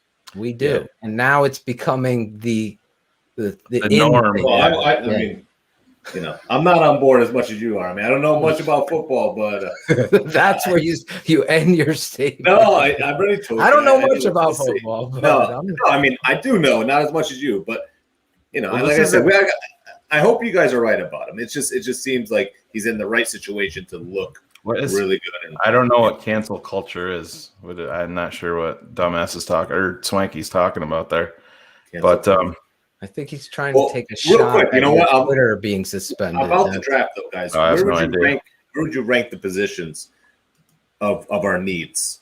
Quarterback number 1, quarterback number 2, quarterback number 3. Well, no, come on. I mean, honestly, after quarterback, it is honest. Claude, we have one guy on a contract. Quarterback every round. I mean, I would take 2. Listen, they're monitoring what is going on in Houston. People can say that somebody. The only reason I saw Swanky's response is because somebody in the chat said the Bears don't have picks. That's not true. They're without a 4th rounder this year, but they're monitoring what's going on in Houston. Everybody can sit here and say it's not going to happen. Brady Quinn knows Deshaun Watson. He talked about it today, and he said Deshaun Watson is not going to be a Houston Texan. Yeah, he's not. And if he's not traded by the time the season starts or camp starts, he said he's not going to show up for camp. Brady Quinn talked about that today on Sirius XM, but that's what they're doing. You know, if they would have gotten, I think that's probably the reason why they weren't more invested in the Carson Wentz sweepstakes, because listen, all of this stuff that gets put out publicly isn't, there might be 2 or 3% truth to it because this is a poker game. Exactly. He's made his intentions very aware behind the scenes. And it doesn't mean that it's Chicago. That's not what I'm trying to say. But Chicago, you can bet your ass, is monitoring that all the time. If they aren't, they should be fired. Pace has a relationship with Cesario. They've dealt with each other before on other deals. And if they would have went headfirst into the Wentz sweepstakes, you remove yourself from anything with Deshaun Watson. Like, the Colts aren't going to get involved in a Deshaun Watson sweepstakes now because Wentz is their quarterback. So it's going to be interesting because this draft is going to be here before you know it. The benefit of a team like Miami or a team like the Jets potentially is, say if the Jets draft the kid from BYU, Wilson. Say if they draft him number 2 overall, you can, if Deshaun Watson wants to play for the Jets and they can consummate a trade, you can easily ship Wilson to Houston in any deal. You know, just like they did with Eli Manning and Phillip Rivers. Absolutely. There's always manipulation. You said it the last show, or maybe you said it last night on our guys' podcast, Chicago. God, it just fell off the name of the show. Chicago. What's Terrence's? Oh, geez, yeah. No, I gotta say it right because that's my boy T. I got you. You got me. I'm Chicago sorry. Clubhouse Podcast. There it is, Clubhouse. I wanted to say Parkland, and that's why I didn't say Chicago Clubhouse Podcast. My boys, Terrence and my boy JB. Big Tone was bringing it last night. If you haven't seen me and Shayne on that show, we were talking about the bias in race in regards to quarterbacks. We talked about the Chicago Bears situation and what they're doing and the needs there. And the reality of that truth. It's imperative that the Chicago Bears identify a plan at the most important position in all of sports. You've heard Ryan Pace say it 100 times. Now, don't just talk about it, be about it. You got to correct the issues that are there for the coach and his philosophy and what he wants to do. Because right now, desperation, you're backed into a corner, and you got a great defense. So those things they can come together. It's all in what they're going to do, and everybody's watching. It wasn't Carson Wentz with the rumors and the sources and all that shit. It wasn't that.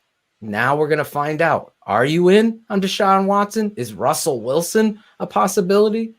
Is my boy Jacoby Brissett somebody they're interested in? Is Sam Darnold, our guy, there? Are they going to make a move? Are they going to move up and get Mac Jones? These things we're going to talk about. But first, Shayne, we got our guest in the waiting room, and we always do a certain way here on this network every time. I love this dude. Another guy from my backyard by way of South Africa, Shayne. I cannot wait to get into his story with this guy. And when you watch, let me say this before, I know he can hear me, and I want him to hear me because I don't fucking blow smoke. When I watched his tape at Yale, I'm like, you can build a line with this guy. This is an attitude, a toughness. You talk about my father would love to be on the show coaching this guy. This guy gets after it. Let's give him the proper introduction, though, on TTNL. The Tape Never Lies Network.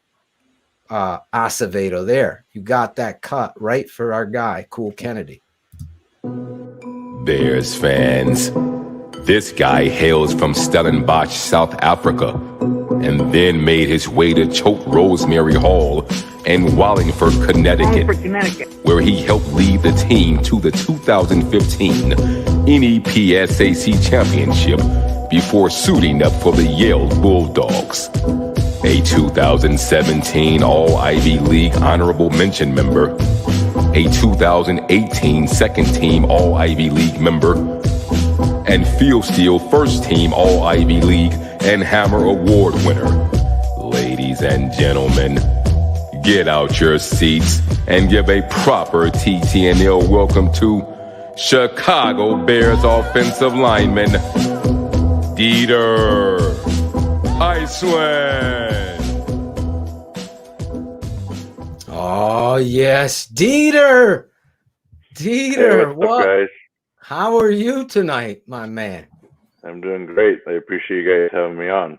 Oh my God, are you kidding me? I would jump at the opportunity to have you on here.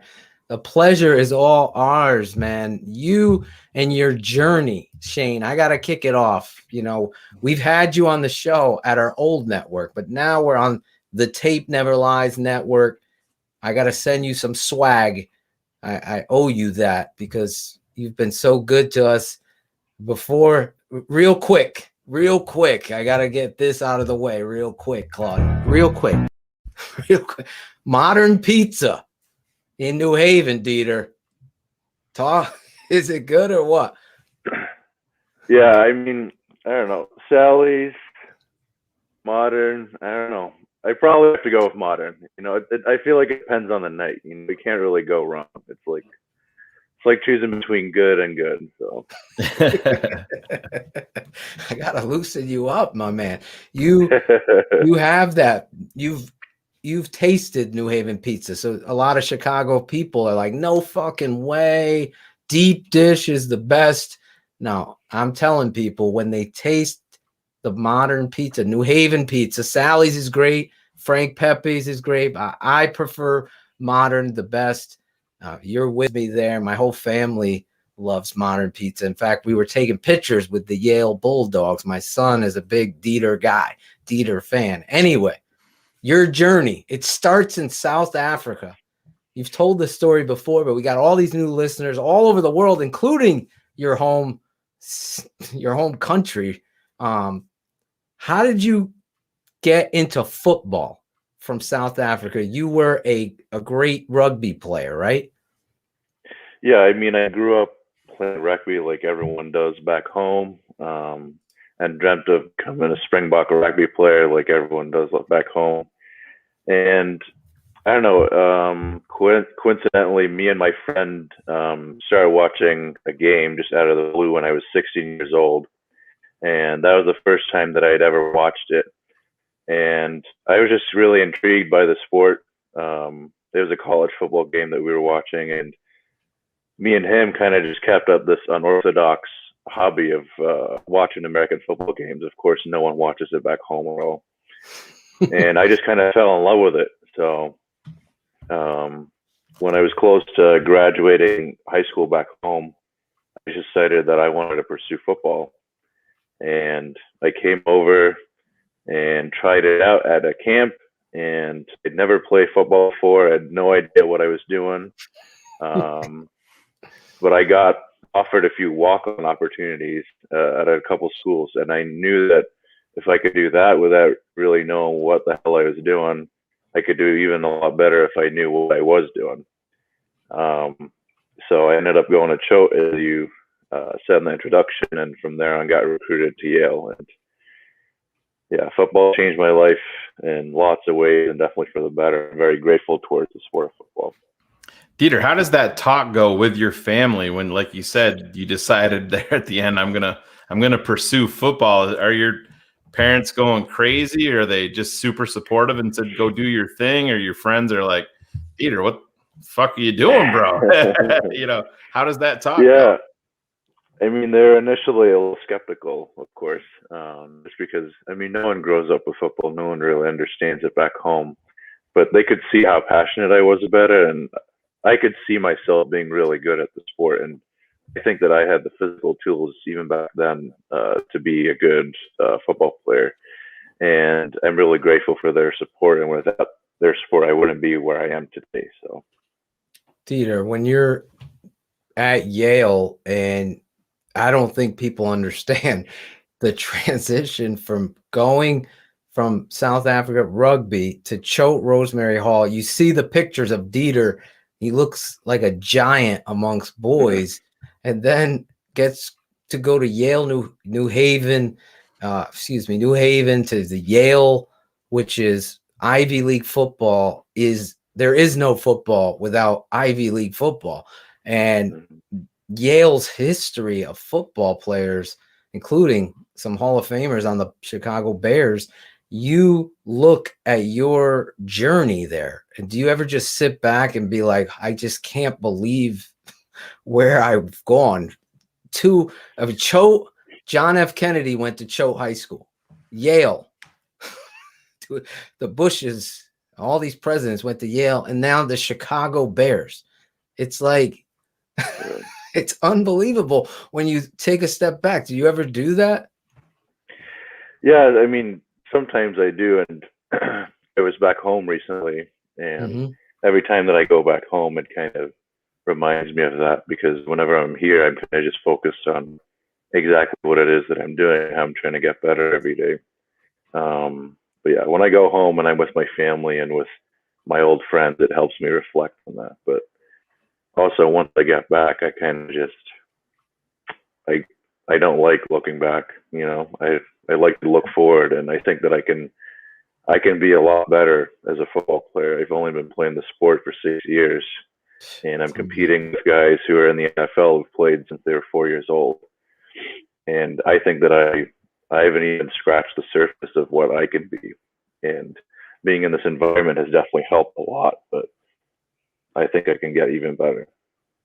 Well, Dieter, you said you don't like to look back, so let's look forward. You know, the 2021 version of you versus coming to Chicago and just everything being completely new and thrown into this. How much do you think you've grown just over the past, 10 months as an NFL, professional football player? Do you think you're a completely different person, completely different football player with what you've been through the past 10 months?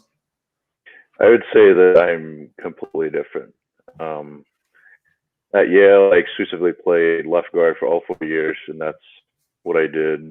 And I really enjoy that position. But once I got to Chicago and I got introduced to Coach Castillo, it was really great because we got to work as soon as April turnaround. So, I mean, even with this very unconventional year that we had last year with COVID, we were still able to get work done over Zoom and still send in videos of us doing our technique work. And I would say that my understanding of football technique, just fundamentally as an offensive lineman, and also just my understanding of football schemes as it relates to offensive and defensive schemes, has just exponentially increased. There are a lot of things that I did know, but I would say now my knowledge is just light years ahead of where it was. And I'm much more comfortable now in all three interior positions than I was before. And I started playing center a lot during the latter half of the season during practice, and I really enjoyed that a lot. I enjoy the intellectual part of football, being able to look at different fronts and being able to identify different disguise and blitzes and pressures and all that kind of things, and just getting everybody on the same page. I really enjoy that part of football just because I've never done it. I never played center at Yale. I was big for the Ivy League and was more matched at guard. But now I'm 6'4", 320, and I can play all three interior positions. Yeah. So I feel like at center, I could be a really good dominant center if I worked at that a lot, so. Well, I look at your tape and I see the physicality at the point of attack. There's nobody, in my opinion, and I'm not blowing smoke, maybe James Daniels, that compares to your explosiveness in short area and dominance. I mean, to put into perspective for you in the audience, 6 years this man has been playing football. And when I watched the Yale tape, obviously we didn't get the opportunity to see you preseason to compete with some of these players, because Shayne and I, obviously at this network, will speak our truths about who should be playing, and this is why they should be playing on the tape. You are somebody looking at your tape. I felt like COVID really didn't help you get drafted where you should have. Chicago lucked out, in my opinion. I know Berlissimo's in the chat. He and I were talking about you last year leading up to the draft. We were so excited that you got picked by the Bears. You talk about that center position, Ivy League school, physicality, burst. I'm right there. How much have they let you know that there's an open competition at a position that was in flux? Obviously, the whole line has been shuffled around so much, but that position, obviously, Sam Mustipher got his opportunity there down the stretch, and there's been a lot of hype around him. I think he needs to be a lot stronger, a lot better. I see you, and you've already got that foundation. I'm not trying to see anything, but how much have they given you the opportunity that there's going to be a competition there? I mean, in my view, it's always you're trying to compete with everyone. Like, I have no idea who's going to be with the team next year, but my goal is just focusing on myself and being the best version of myself, you know, and I think that everything will just take care of itself after that. My goal is to be on the active roster. Of course, it was on practice squad last year, and I was activated for the Titans game, but my goal is to be on the active roster and to never look back.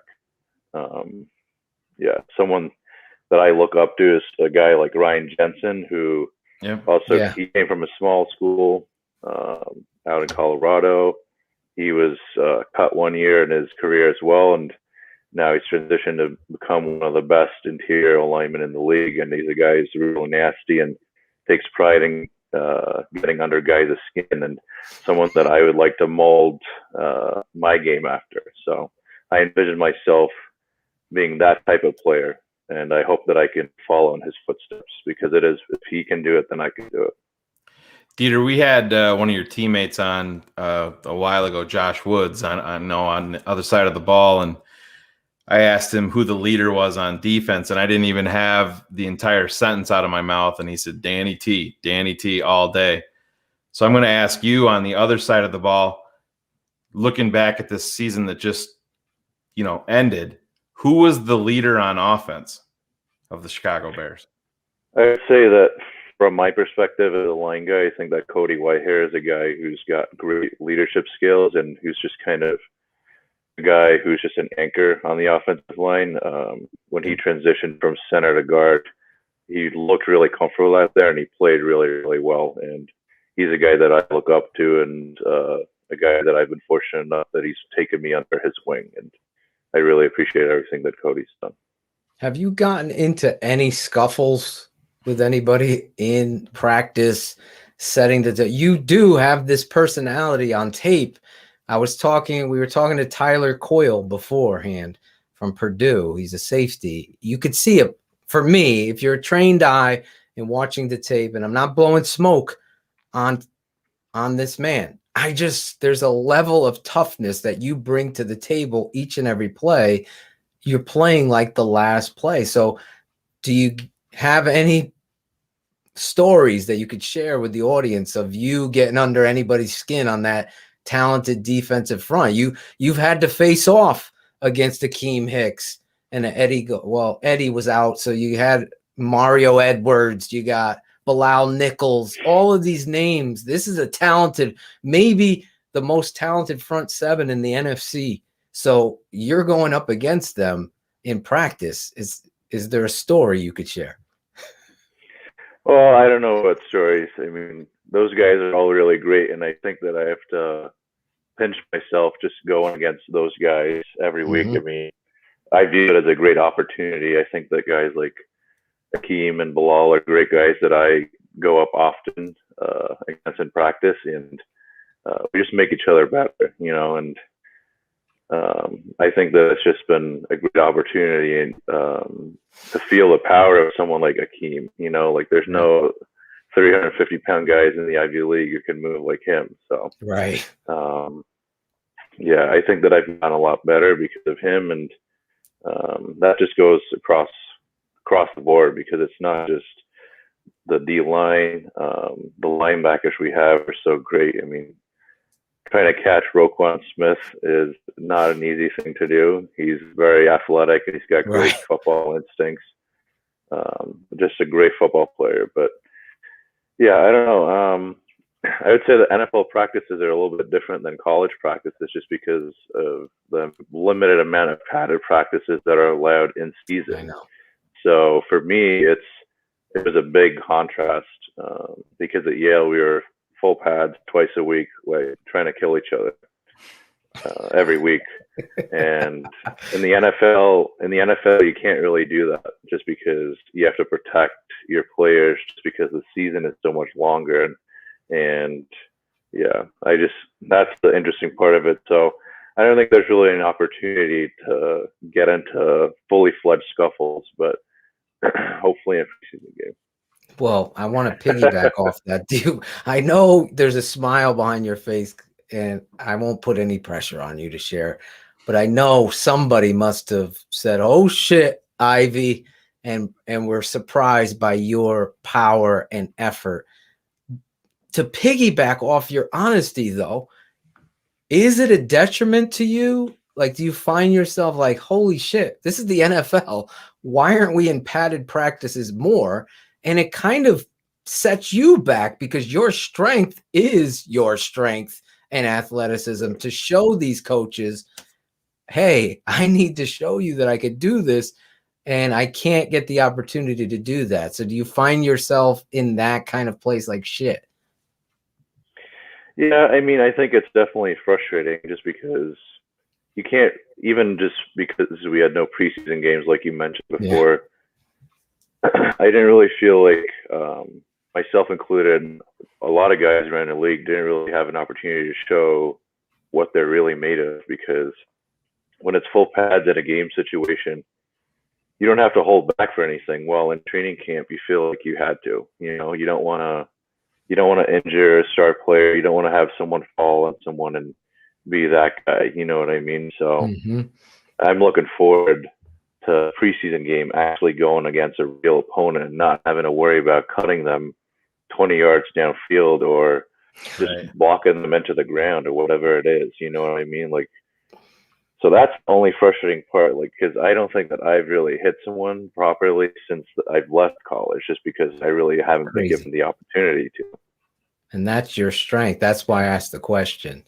Go ahead, Shayne. I have another question too, but go ahead. Well, Dieter, being an offensive lineman, if we turn around and, you know, the guys behind you, I'm not going to go to the quarterback yet, but one guy that we've always been huge fans of here on this network and defending him. Yeah. Think that he's extremely underrated is number 32 in your backfield, David Montgomery. We had the footwork king, who is a big proponent of what David is doing, and just speaking to how special of a player that he is, his work ethic and everything. As an offensive lineman, can you speak? It's somebody that you see every day, and you're on the sideline watching him make plays, and we all know that the Bears offensive line was struggling at points this year, and David was, you know, doing everything that he could do out there. But can you just speak on his game and his work ethic and just him as a player? Yeah, I mean, David is a fantastic running back. He took a huge step in his career last year, I think. And I mean, he's just a guy who looks like he was born to play running back, because oftentimes he just makes something out of nothing and always finds a way to get those extra 2, 3, 4, 5 yards, you know? So I just remember last year in the Detroit game, the second game, how he broke through the line and just reversed like 20 yards to the left and somehow just made it to the pine line, you know, just, yeah. There's not a whole lot of guys in the NFL who can do that, you know? So I think that if he continues to just work to get better and he gets the opportunity to the good line, he could be one of the top backs in the league for sure. How much does Coach Castillo enforce discipline and get up there in the room and show players loafing, missing assignments? How much accountability is happening in that offensive line room? Because The best lineman I saw, obviously, on tape, in my opinion, was Cody and James Daniels. Everybody else, it seems like mechanics, fundamentals, assignments. So how much accountability was going on in there? You're there, so talk about that. Does Juan do that, or does Coach Nagy come in here and talk to the offensive line? Because you guys are the engine. Without you, there is no offense. Yeah, no, I think that Coach Castillo does a great job of keeping us in check, and he's a guy who's really big on fundamentals and really tries to drill that into guys. And I really think that that's the right way to go about things, because that's what you resort back to when you're struggling or things are not going your way. So I think that the mistakes that was seen on film last year was always just, he was trying to correct it via fundamentals. We practice 30 minutes before practice and 30 minutes after practice, and we're the only position group that does that on the team. You know what I mean? So he's a really big guy that believes in extra work, and the fruits of your labor will definitely be received if you do that. And I definitely got a lot better, and I think that a lot of the other guys who haven't been coached by him before also got a lot better. So, Dieter, you said you were working out, and you mentioned center specifically. If you could, I know probably the right answer is going to just say, just get me on the field and play me where you want to play me. But if you had your choice, do you think that it would be center that you would really like to focus on the most? Yeah, I mean, I think so. I think that it's just a position that I could see myself being successful at. I think that I'm not undersized for a guard at all, but I think that I would be a very big center, and that I could be an asset in the middle. You know what I mean? So the more exposure that I get to that position, the more comfortable I will be with it. And I think that I could be really good at it. I think that another Ivy League guy that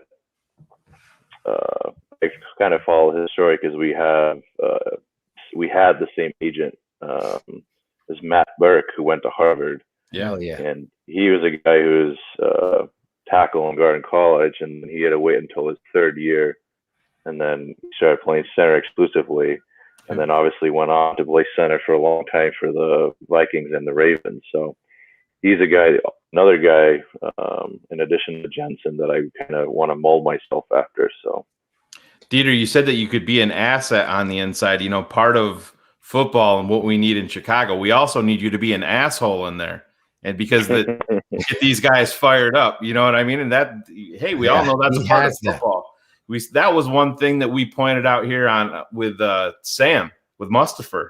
He got his opportunity, and he got out there, and he wasn't afraid to. He was one of the first guys to mix it up, as an undrafted guy, and that means a lot. I mean, it's part of football. You get your guys going, you get your guys motivated, and they're like, look at Dieter over here. He's fucking killing people, you know, and that's keep that mentality, man, because he serve you well. Absolutely. Love it. The tape doesn't lie with Dieter. No. He's being very humble here. He's almost not ready for modern pizza yet. It hasn't hit the table.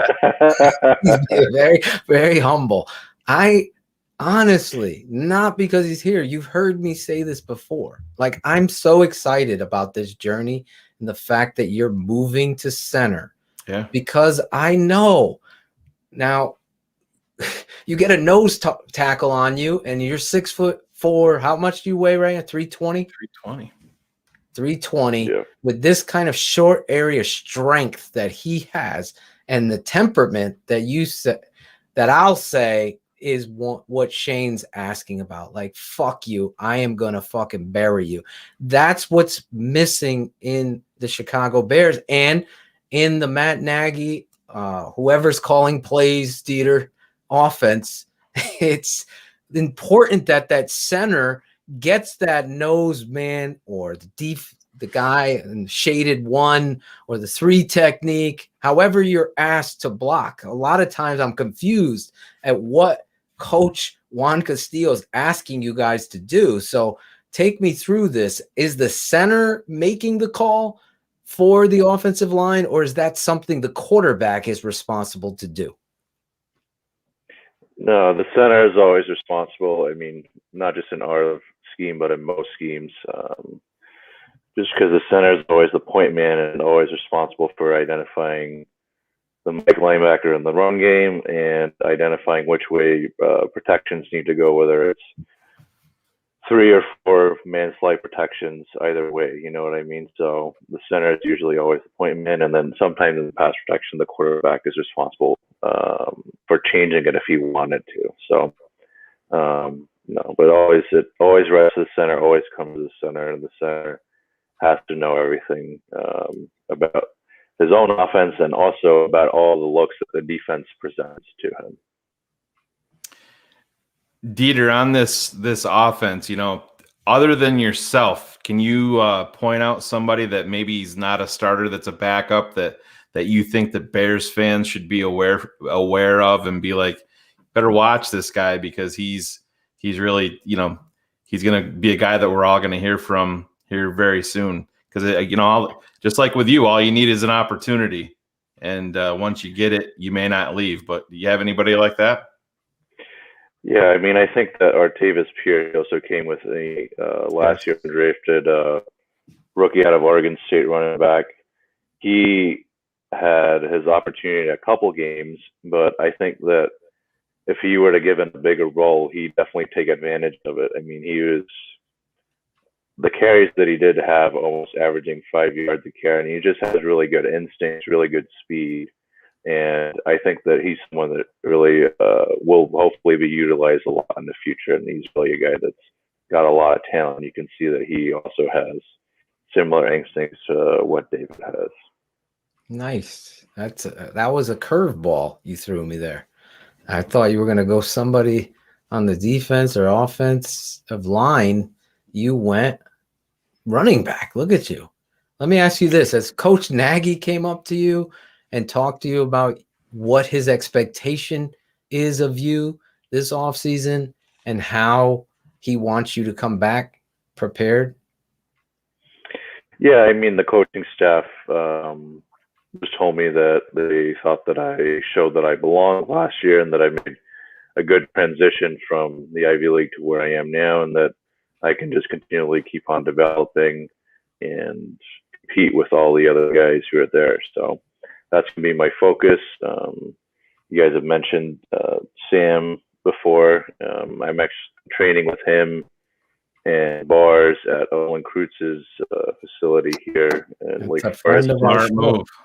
A friend of our show, Olin Krutz. I saw a few people in the chat saying you got that Olin Krutz disposition. Yeah.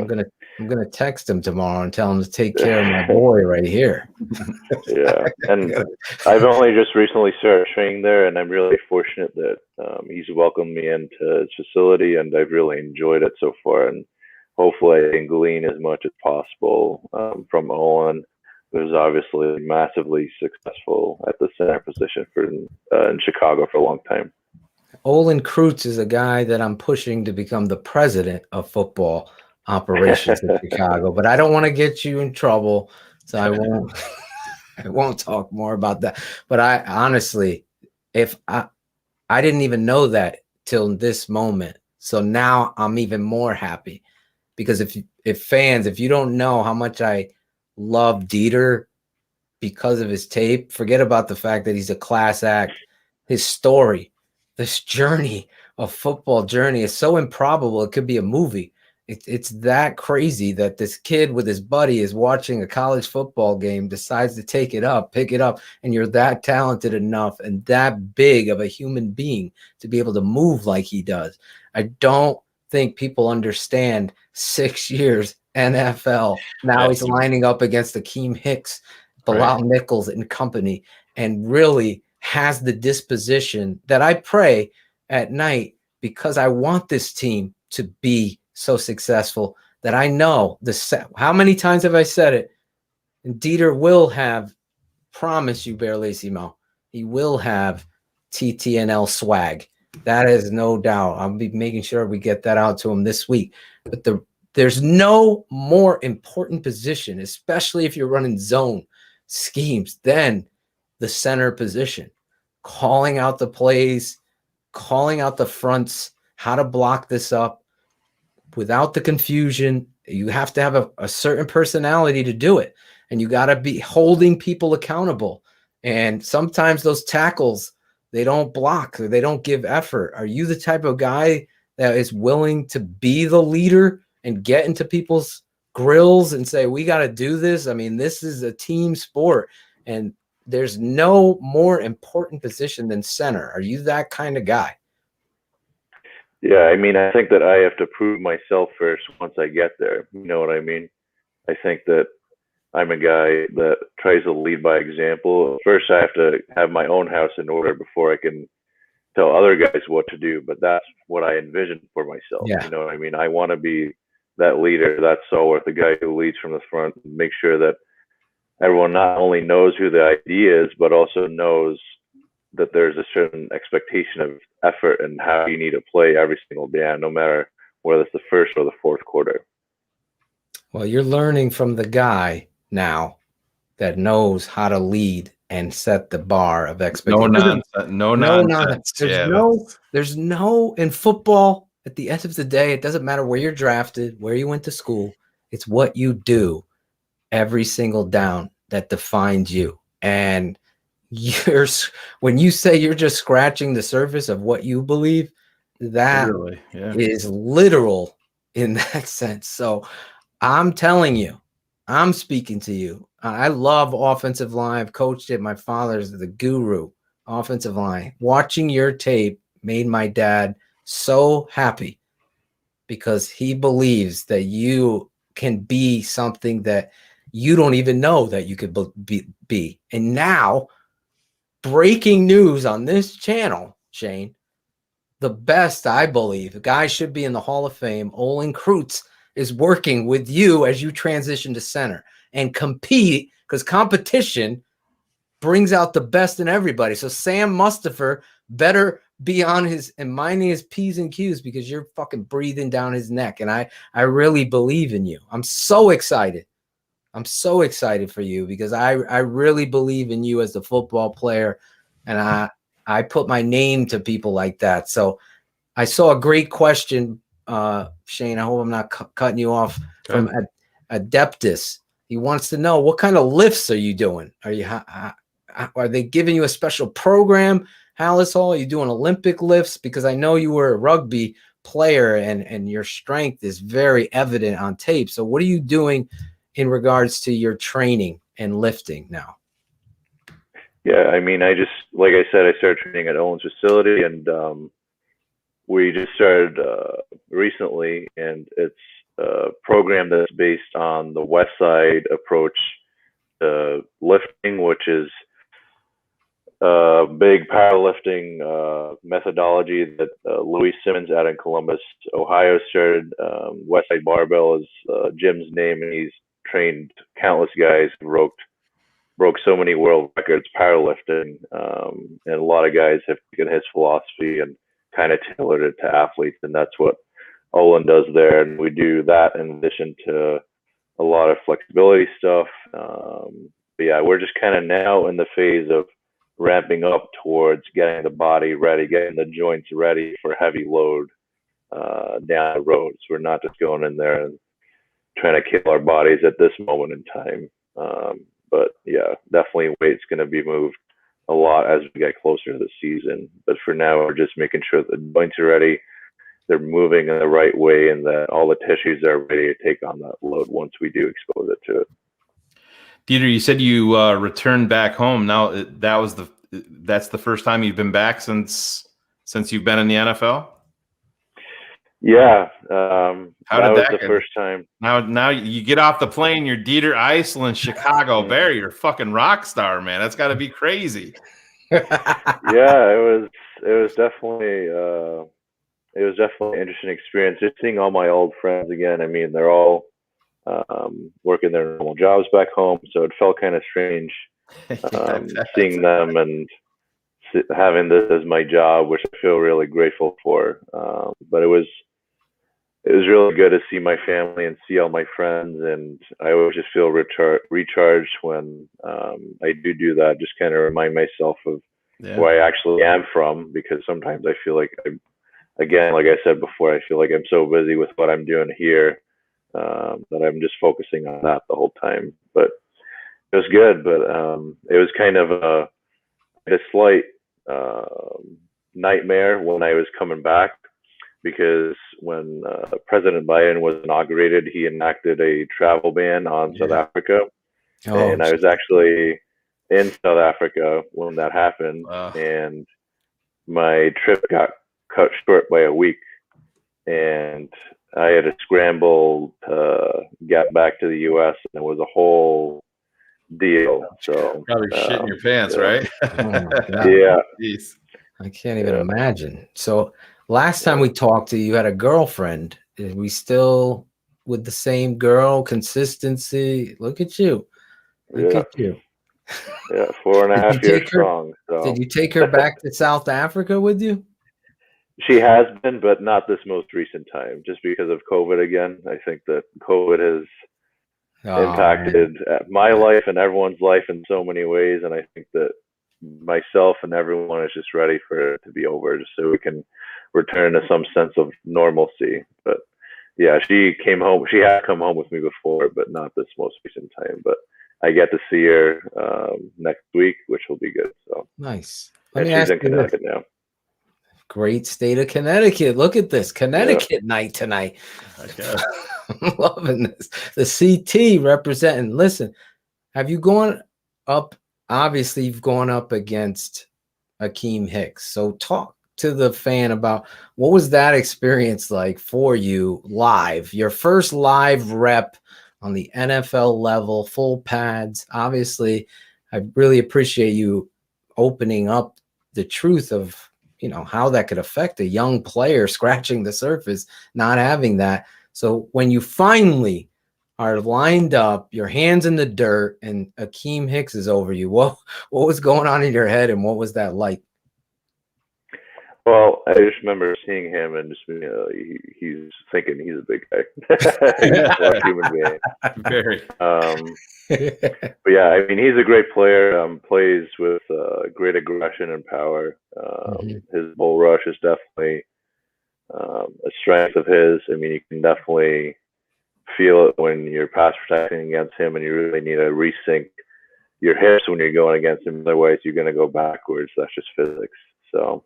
But yeah, he's a great player. He's also really good with his hands. Obviously, he's played for a long time, so he's seen a lot of things and knows how to take advantage of O-linemen who don't know what they're doing. So you always need to be cued in. And yeah, he's just a great player and someone that I've gone up against regularly, and I'm happy that I have, and I hope to continue doing that for a long time. Yeah, there's no better preparedness for the game than having one of the greatest. My father and I broke down Akeem Hicks for our patrons on our patron channel. We just did a whole breakdown of Akeem Hicks. My father, 35 years a head coach, just sat there in awe and laughter at 6'5", 350 pounds, jumping in the air, swimming, doing a rip after. And it's uncoachable talent at that size that the normal fan doesn't understand how completely athletic, strong, and inhuman that movement is. Comical. So you're going up against it. That's why I'm so excited about you, because even you talking about the laws of physics right now, when I watch some of the linemen going up against him and our own linemen, just not understanding proper technique and fundamental, I think, guys, Dieter's going to bring that to the table. Talk about real quick, Khalil Mack. Have you had the opportunity not only to talk to him, because is he the quiet ghost out there, as we hear? Just if he talks, everyone's listening. And what's he like on the football field if you've had a rep against him? Yeah, I mean, just because I'm an inside guy, I don't really go up against him all that much. I think 1 or 2 times, like in with a corner blitz or something when he sent it inside the B gap, but nothing crazy. I mean, he's a superstar player for a reason. I mean, the things that he's done to NFL tackles every Sunday is, you understand why he's getting paid what he's getting paid. I mean, Tristan Wirfs, who's also a rookie with me last year with a I know the player you're going to talk about. Yeah. What he did to him after he sacked Tom Brady is just, I mean, that's a 340-pound man. He just tossed like a rag doll, you know? So that kind of just lets you know what kind of power he has. So, and I mean, he's a great player and great guy in the locker room and everything. So, yeah. Dieter, can you speak about young Lee Mack on the practice squad? I mean, what do you see? It's somebody that Phil and I have watched him at UB in college and like what we see, but we don't get to see behind the scenes a guy that was on the practice squad most of the season with you. Can you speak on what you see with him and where he may be headed in the NFL? Yeah, I mean, he's a great guy who plays with great effort in practice. He's always given his best. I mean, he's also definitely got talent pass rushing. I don't know where his future lies necessarily, whether it will be outside or inside linebacker, whether he's more suited for that. That's not really for me to determine, but he's a guy who's obviously molded from his brother as well and is also on that level for a reason. So great effort guy and also just a great guy. Yeah. The offensive line traditionally is a tight knit group. How is your Chicago Bear? How has that been for you? Have they welcomed you in, teasing you from the Ivy? I can already hear it. And you're from South Africa. You must get a lot of shit on you. Is that happening? And are you guys a real tight unit, or is this something that needs to get better? Yeah, no, I think we're a tight unit, and I definitely get a lot of stuff thrown at me, but a lot of good banter, you know. So yeah, a lot of jokes every time that there's a joke with the monitor computer, like, oh, the Ivy League guy will know how to fix it, even though I have no background in computers whatsoever. So all kinds of jokes like that. South Africa jokes too. So yeah, it just keeps coming, but I'm just numb to that at this point. So kind of playing off of that, Dieter, like the rookie class that you came in. I know you're a UDFA guy, but the guys up top and Jalen Johnson and Cole Kmet and Darnell Mooney and Gibson. Are you guys separate from the offensive line? Are you guys all do you guys have that bond as rookies that came in and took this journey together? Yeah, I think so. I mean, definitely this unique year as well helped with that. Sure. Helped with our class really, but I would say that COVID also just made it a little bit harder to get to know everyone just because of NFL guidelines. We weren't allowed to really hang out outside the facility, you know what I mean? Just because for all the reasons related to the strict NFL protocol to make sure the season could finish. But yeah, I definitely think that we're a pretty tight-knit group as a rookie class, and we had our weekly meetings with all of us together. So I think that it was really good, and it doesn't matter whether you're a second-round draft pick or undrafted like myself, everyone's kind of treated the same. So you played at Yale, now with the Chicago Bears. How complex is it for you as you're scratching the surface, this Matt Nagy offensive philosophy? And is he involved in building these protections and are there rules? Do you run a solid rule inside, head up? Do you do that stuff with this offense? Yeah, I mean, in the NFL, there's only so many things that you can do in terms of protections, and I think that what we're doing is really sound and good if it's executed in the right way. I think for me, it's very different from college, just because here you have to know the formation of every play. You have to know the motion before every play and kind of how that affects everything, especially in the run game. The specific formation that you're in is going to affect who the Mike linebacker is, depending on what kind of front you're facing. Right. And it'll change too, just based on what the specific defense is that you're facing that week. In terms of protection, I mean, there are so many more different protections that we run in the NFL compared to college. I mean, college is very simplified.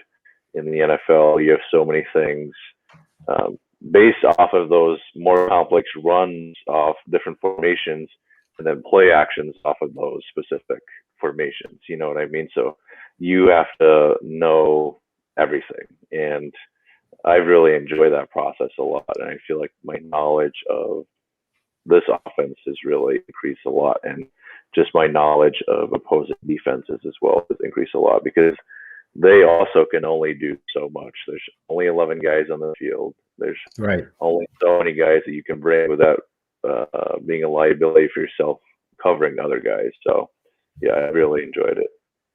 How's that Team Barber treating you up there at Hallis Hall? With friend of the Lawrence, Mr. Funk. How's he treating you?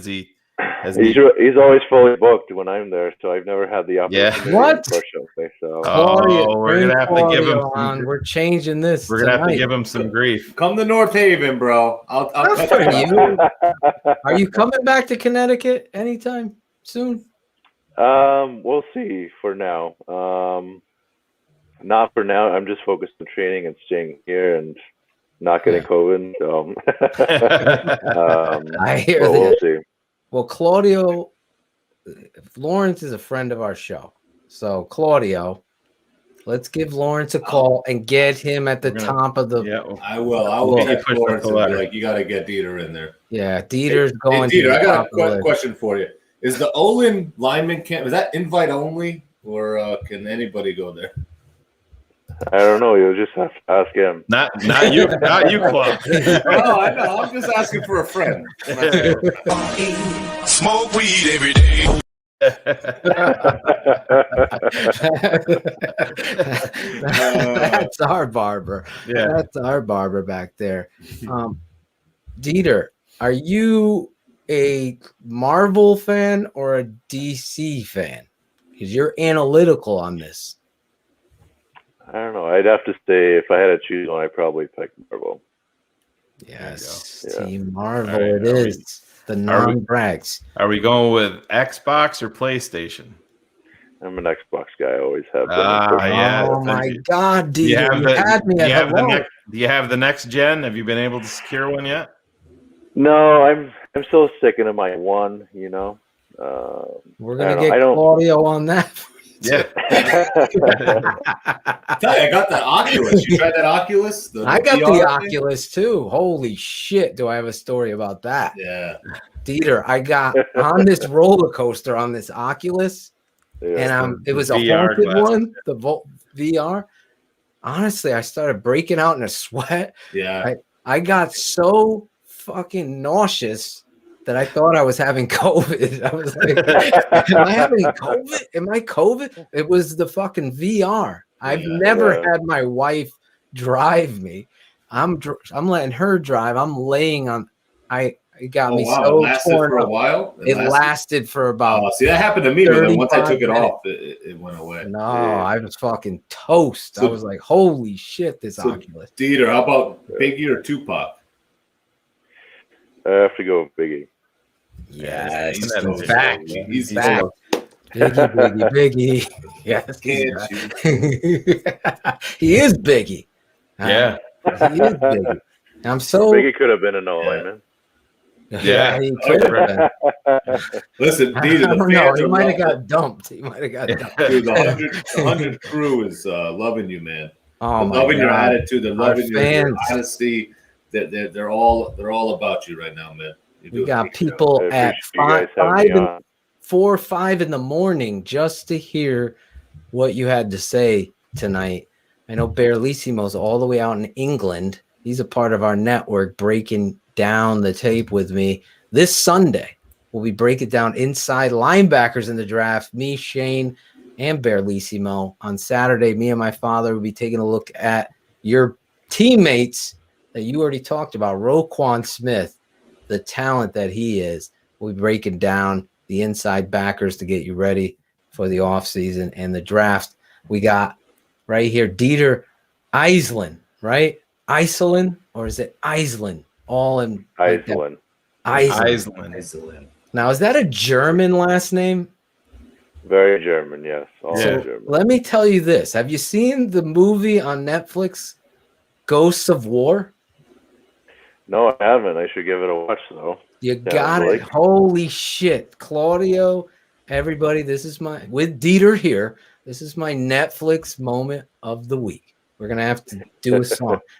There's a guy in there named Eiselen, and he's German. Oh, really? Yeah, there's Eiselen. But this story has more. I was not expecting this story. It's really, really a lot of turns that you don't expect. Check it out. Ghosts of War on Netflix. I'm always giving them some props. Eiselen means iron. Eiselen means iron. Look at that. You fit the part. Strong. That's strong. You are strong. How much you put in, 225? How many times did you rep that? When I was training for it, I did 28 times. 28 times. Holy shit. Should have been 30. You're still pissed about that, right? Yeah. Do you love that? How many pull-ups can you do? Have you tried to do a pull-up? I haven't max effort pull-ups, but I've done 12 to 15 Holy shit. Before. At 320, pulling himself up. I don't think people understand that at all. What's your favorite movie? Like if you were to, I can watch this movie a bunch of times. Oh, that's really hard. Did you say the Notebook? Did you say the Notebook? Is that what you just said? You're throwing us off course. I love Ryan Gosling. No,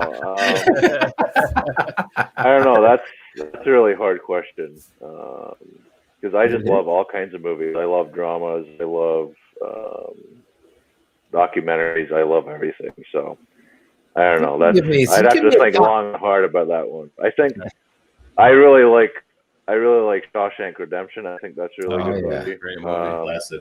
Classic. I like Inglourious Bastards a lot. Top 5 right there for me. Look at you're in Claudio's. What's your favorite? What's your? This is something we ask everyone. What's your favorite Rocky movie? Oh no, it's got to be 4 for me. Yeah, I knew he's my guy. I'm on fire today. It's like a layup with that. Of course he's going 4. Of course he's 4 going is with the the best Russian. one. That's the best one. Number 3 with Clubber line, Mr. T. Yeah, I agree. Number 3. Me and Claudio are number 3. You best fight, the best actual boxing fight. When he ever kills Mickey, I mean, come on, guys. He killed Mickey. For God's sake. But a lot of people like 4. It's always been a heavy debate. Tupac, Marvel. What kind of music do you listen to? Do you listen to? You got the headset right there. So what's your music? I listen to all kinds of stuff. I mean, I love rock and I love rap. I mean, I love guys like the Black Keys, but I also listen to Tame Impala, but I also listen to Future. So I'm all over the place. You're it's all good. over I like it. What's your pregame when you're about to go out on the field? Yeah, What are you listening to? I like rap, hardcore rap music. Hardcore rap. All right, that gets you fired up. All right. Wu-Tang Clan. What are you going with there? That's a little too old school for me, but I don't know. Not because you know this is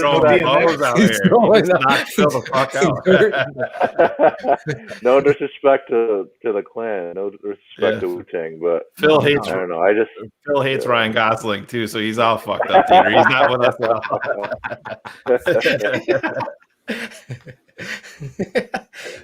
No. I love what you're cooking. You could smell what Dieter's cooking all the way from South Africa. Dieter, I don't want to keep you. I know you're training. Do you work tomorrow? Do you work out with Olin and company tomorrow? So yeah, We don't want to keep you too late. I just can't thank you enough. Yeah. Obviously, for coming on, talking about your experience, your journey. It's incredible, honestly, to think about. I will text you that intro that I produced for you with the help of Shayne and Lawrence Fleming, the voice of TTNL, doing the narration of your journey. You are somebody that I'm truly, truly humbled and rooting for. I'm a fan of you. Yeah. People want you to grow a mean beard, Dieter, in the chat. They want to see you with a beard. Did you see that look?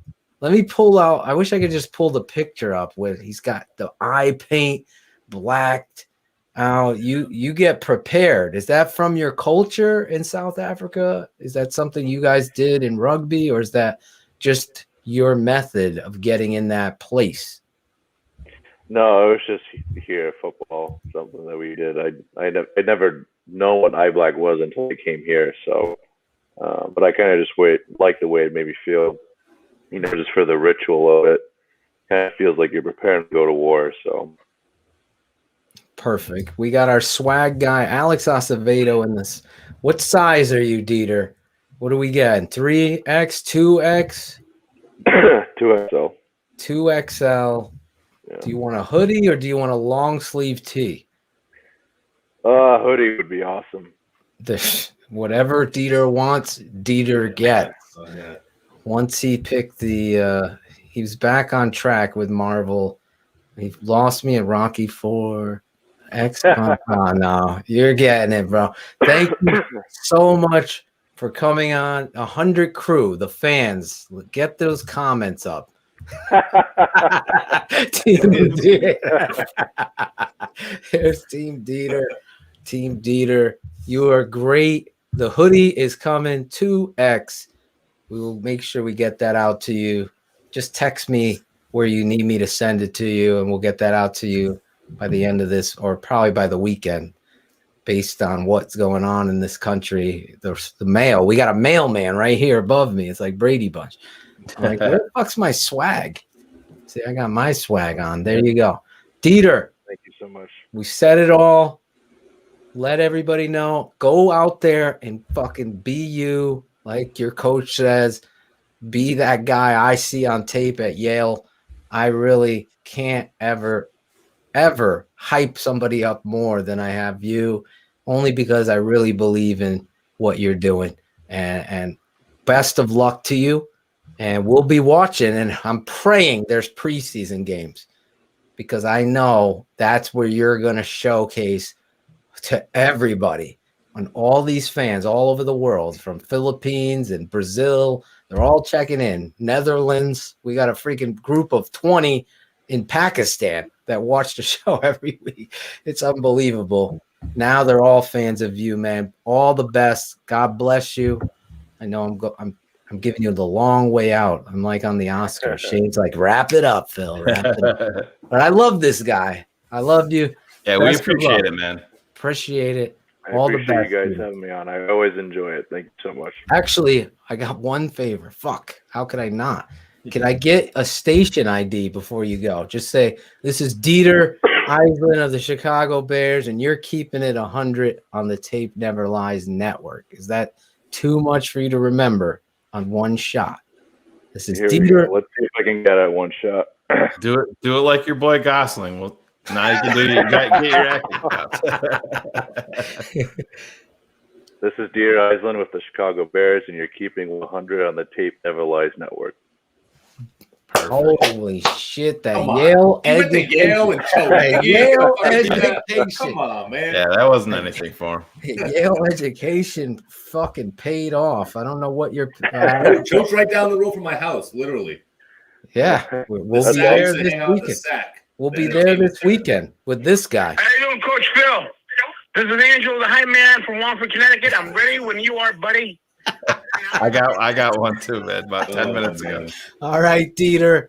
Thanks you so much. Best of luck. Give Olin a big hug from Phil and Shayne at TTNL. I know he has some swag from us, so you'll be getting yours. Just tell him. All right, brother. All the best. You guys have a great night. Thank you so much. Thanks, man. God bless you. Thank fuck, you again. Fuck Drago. Rocky 4. All right. What a guest. Man. That was a lot of fun. Awesome, A lot awesome of fun. dude. What a great dude, right? You could just tell his attitude, that quiet confidence, and you just know he balls out and fucking just takes his job so seriously. It was great. Yeah, and really, honestly, I'm not hyping this up, guys. You guys show up every Wednesday night for this network, this show. You deserve the truth. You deserve the passion. You deserve the best guest. You deserve the reality of tape and football. It's the greatest game.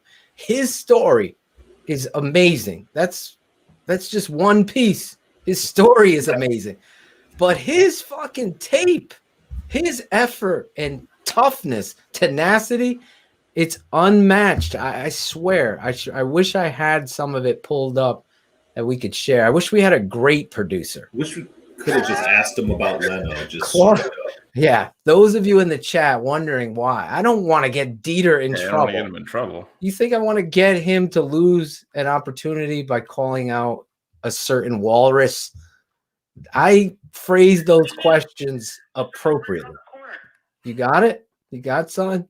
Yeah, I got it. Hold on. What do you got? What do you got? So anyway, I wasn't going to throw Dieter under the bus, Scott. Look at Scott. Go Dieter. That's Hey, right. this is Angelo Joe Marino from Wallingford, Connecticut. Guess what, man? I'm not freezing tonight in the barn. It's 47 degrees. Spring is right around the corner. Listen, man, give me a thumbs up when you're ready. I'm ready. I'm all pumped up. I want to see what this function's all about because I got more hype. I'm the hype man. Me. That's who. So we have some hype competition out there. Here's a little taste. Where is it? Oh, I think he's froze. He's froze. Who's froze? This guy? No, the other dude. This guy? Oh, you don't see the other guy in the green room? He's froze too? Not Cars. No. No. The other. You don't see that. Yeah, I see him. He's frozen. He's dark. Yeah. Gotta tell him he's got to come back on. Yeah. Well, but we'll introduce our other guest because he's getting. Let's introduce our other guest. We're getting demands for swag for this guy. Sherry, look at her. Cherie, Jesus. Cherie. I'm only calling her Sherry because she's Team Cars all of a sudden. Where did this? Nerd alert. Yes, we got a nerd alert. Don't we introduce this guy a better way than that? Doesn't he have his own?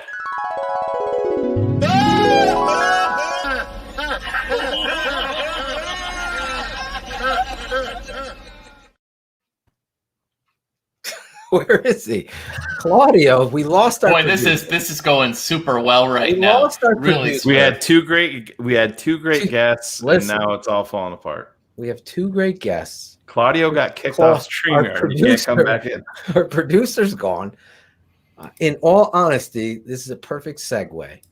We're looking for somebody that wants to be a part of this network on the production side. Oh, serious. We're looking for somebody. If you're into production, video, audio, we've added some tremendous pieces with Cool Kennedy, the musical end, our musical director.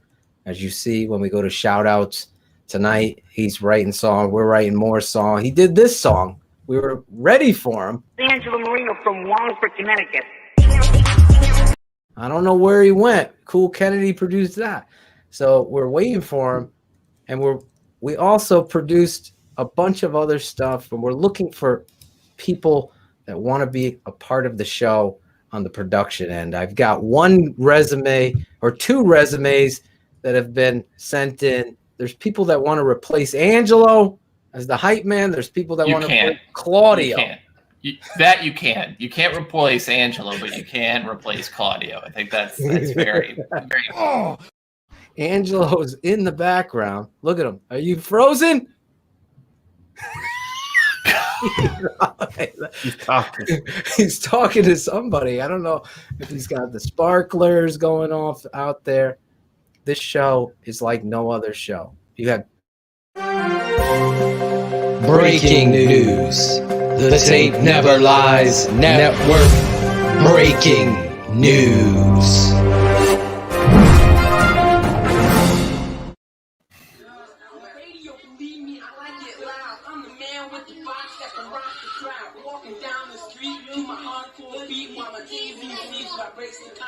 I'm sorry if you can't understand, but I need a radio inside my hand. That was me beatboxing. I don't want to confuse. That wasn't me. I need some work. I need some work, Phil. Yeah, I came a long way. I was scratching. Not vertically. Definitely not vertically. True story, cars. I was tall at 9th grade. I thought I was going to be.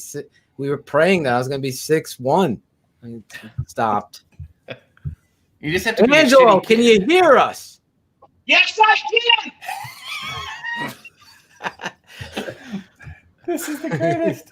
Angelo, every week, the hype man, not going to be every week, but we're going to give you a little taste of our hype guy. Shayne and I are looking. There's a competition brewing out there. There's people that want to replace Angelo as the hype guy. Angelo. Yes. That's just there he is. The hype guy. All right, good, Claudio. Very good. But what about Angelo? What about Angelo? Tape never lies. This is Angelo Marino from Wallingford, Connecticut. But what about Angelo?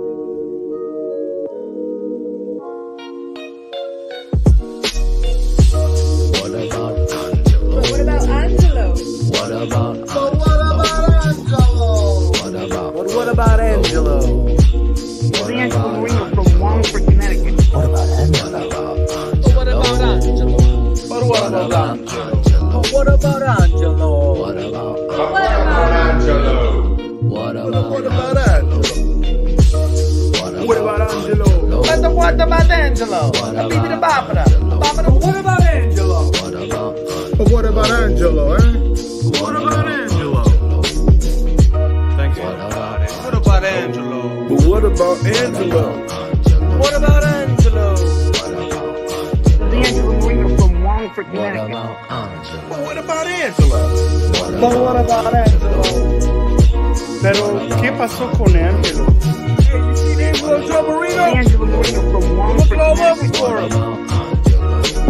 You see Angelo? This is Angelo Marino from Wallingford, Connecticut. What the fuck is Angelo Joe Marino? Angelo. Angelo.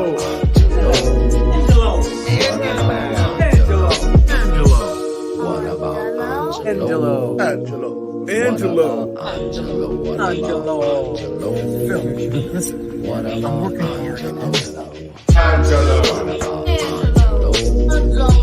What about Angelo? Someday I will buy a Chevelle. They just came out. Angelo.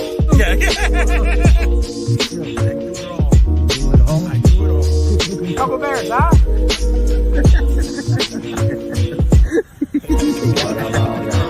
This is Angelo Marino from Wallingford, Connecticut. This is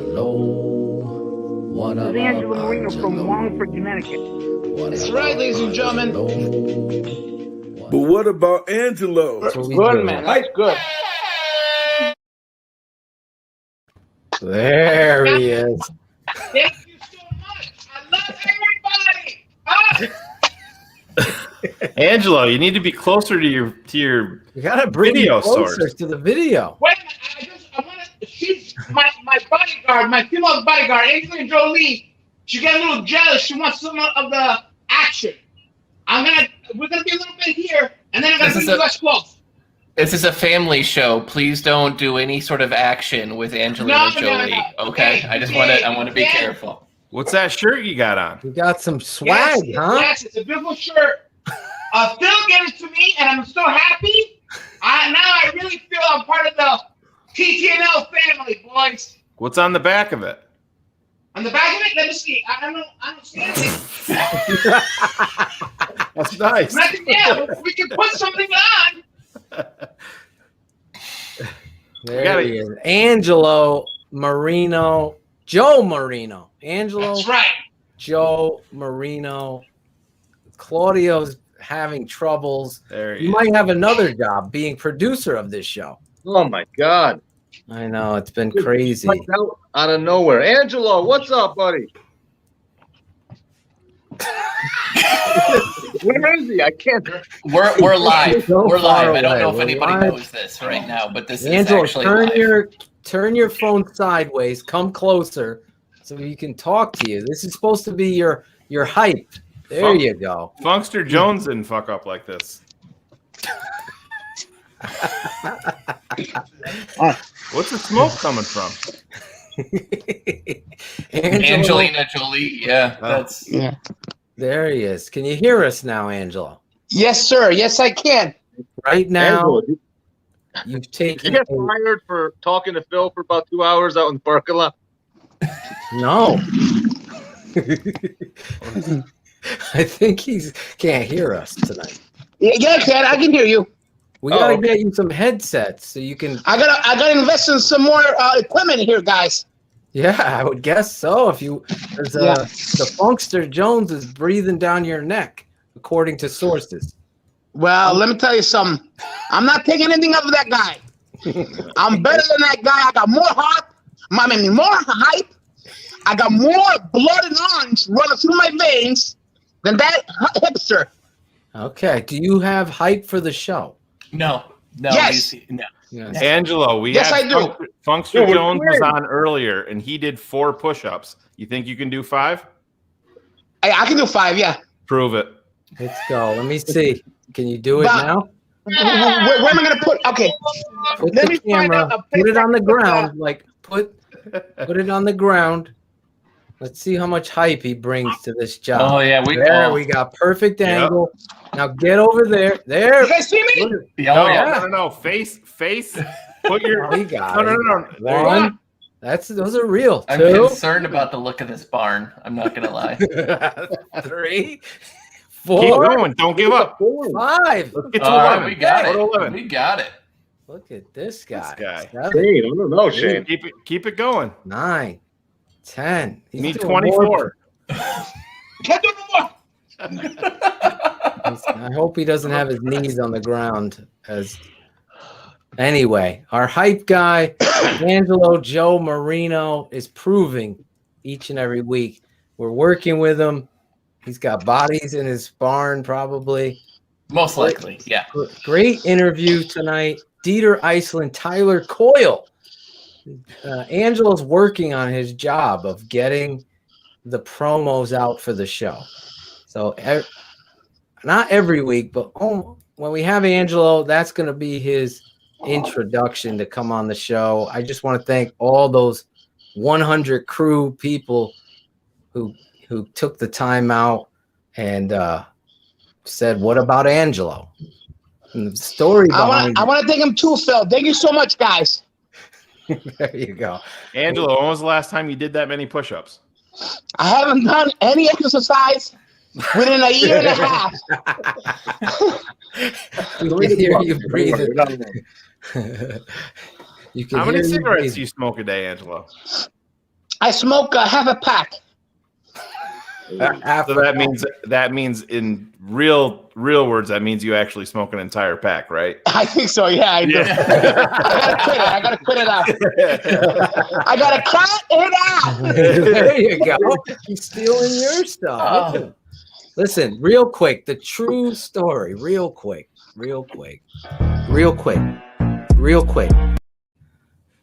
the true story.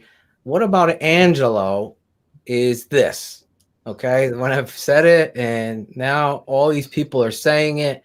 People want T-shirts of it. Alex Acevedo. Yes, we're gonna have a Cars T-shirt, Cherie. Cars. We gotta have your classic lines. I don't know what they are yet. I don't think I have one. Maybe What the Fuck, Phil. Maybe that would be. I thought it was one. Fuck Greg Braggs. That was your. Yeah, but I don't want my anything associated with Greg Braggs. Although, thank you to Zach Sullivan for the line. I'm a more educated, higher class Greg Braggs, Glenn, Steve, Braggs, whatever it is. Whatever it is. I'm not rolling with that. Jamie Briggs, what's up, Angelo? Love you. Look at that. You're getting some love there. Here's the true story behind What About Angelo, and that's going to be his intro. My buddy tells the story, my coach, my friend, Scott McQueenie. So Angelo's new to the That country. was my high school football coach, everybody. That guy was very good to me. So you know how parent night in high school, the parents go to the school. So Angelo's father is prepared to go to the school and find out about his son. Angelo straight off the boat from Sicily. That's the true story. He goes out for the football team. So it's parent night. Angelo Jones just texted me and wants to know what time you get back on the boat, Angelo. We're never gonna go on that banana boat ever again. We here to stay, baby. United States of America, #1. You hear the train, guys? The gym teacher. Did you hear the train? Yes. Let me tell your story of What About Angelo. So, well, if you guys want to know the truth, no, I'm really an American. You are. Don't worry about it. So I was born in Meriden, Connecticut. Were you? Yes. And then you left. No, I never left. I went there for vacation 3 times, but I am an American. Not like Arnold Schwarzenegger that he had to be naturalized. I'm a born American boy. Okay. Born in this land. You're born to be wild. You're Yes. born to be wild too. Your land. Born to be wild. This land is our land from California. For the New York waters. You got to Take it over, Angelo. Hey, do you have the rest of it. You have any fireball there? Huh? Do you have any fireball left over? Yeah, I got fireball. Hold on, Angelo. Wait. I think his drink new theme song needs to be the Hulk Hogan "I'm a Real American" from now on. Oh, that there is for sure the theme song. Well, his story is Angelo's father's off the boat. I guess Angelo was born in Connecticut. I thought he's off the boat because he spoke such broken English as a kid. And maybe your parents. You know why, everybody? Because my first language was Sicilian dialect. That's why. There you go. So the gym teacher, all of them are standing there and they're talking to a gymnasium full of parents, as the story is told. So this guy's going over, he's the head gym teacher, and he's going over what the students are going to learn this year. So he's going for like 20 minutes, right? And he's talking to the whole crowd of people. After about 30 minutes goes by, and this is the expectation of the students, Angelo's father stands up in the crowd in a quiet gym with this one guy and all the gym teachers talking. But what about Angelo? And the whole place turns. So he waited that 35 minutes to get out. The gym teacher, still to this day, can never forget Angelo's father. But what about Angelo? Angelo, do you remember what was going through your head when you saw your dad and heard your dad do that? I said, "Oh, Dad, you always have to be dramatic. A lot of drama in him." He's a silly goose, isn't he? Yeah, he's a Sicilian. Very, very, very there he hot-headed. is. The Funkster. Funkster's in the house. Funkster. Really? Go ahead. Where is he? I don't see him. We're gonna get him on the show. I want to talk to that brother. Yes, he is one of the best dudes out there. The two of you, hype, bring in the hype. We're gonna have a hype contest. Oh, yeah. So tonight, Cars, I don't know how much of the show you caught with Dieter and Tyler. Well, they're both great guests, but Dieter being on the team, and it's on an offensive line that needs help. Yes.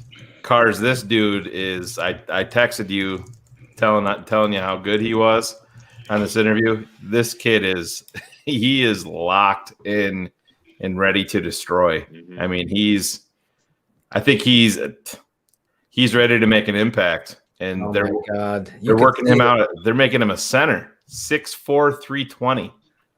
And he's talented enough to do it, Cars. I mean, 6 years he's played football. That's it. Think about this. And this is going to be year 2 in the NFL, so you had to phrase it that way. Exactly. And he went from being a high school All-American playing 1 year to getting a scholarship to Yale to playing there and now being in the NFL with the Bears. And let me tell you, I don't blow smoke like Angelo is right now. This guy's tape is so impressive. And, you know, I thought, Shayne, you asked great questions. You guys in the chat were awesome. And I really felt like he answered everything. Like Claudio said, straightforward. Obviously, we got some laughs out of him, got him to loosen up and in the TTNL way. So, yeah, he was so impressive to think that he's there. And really, he never got an opportunity to compete because there was no preseason. And he's so young in this. So the move to center to me, Shayne, what were we talking about with Sam Mustafa? How he had that attitude and what have you. Oh, yeah. But he needs to work on his body, right? Yeah, he's got to get stronger first. Now off. we got to lose the baby fat. Yeah. We got the funkster pushing him, right? We got Dieter coming in there and really making that competition. And that's really going to be the best thing. My money's on Dieter, man. I'm so excited. You can't hide what he has to offer. I'm excited about this. He's a Castillo guy, right? Like, you got to look at him and Hambright and Simmons, as those are the type of guys that Castillo wants. And that's, got a little bit of a nasty to him, right? And so that means everything. Wow, the three of us all at once. It's just us. That's right, Cars. I don't even know what to do right now. This is like Phil's not interrupting me. He's letting us talk. Just be yourself, Cars. Just be yourself. Nobody plays are nice. Nobody wants that because I've had to drug women to marry me. So nobody wants me to be myself. It's fine. So what's going on, Angelo? Not much, Cars. Everything's going.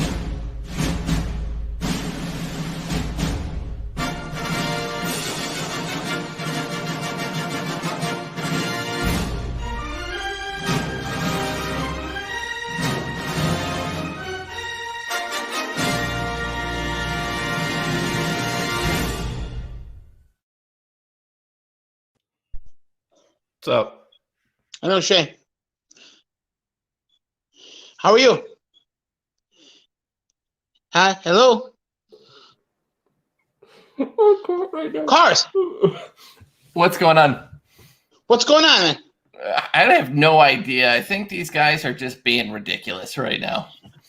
Are we playing hide and go seek? Smoke weed every day. Smoke weed every day. I know I will.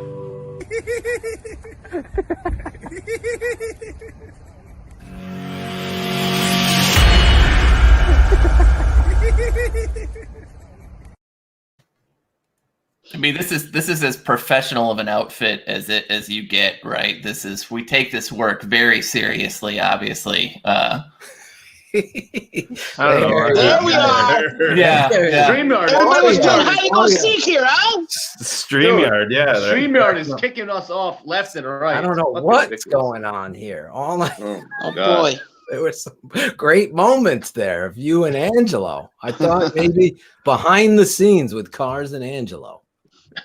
I mean, it would be the greatest show put on this network. I mean, get the X's and O's. Like, let's put it together, man. Well, I'll get my own. I'll get my own Angelina Jolie cut out. We'll stick her right you're over here, and we'll Cars just wants roll to this. have you a little bit. Oh, you gonna share? You gonna share? I mean, I don't know. It's up to Angie. Angelina got to decide. I was laughing. Oh, Angelo, man. can we get a live remake of this right here?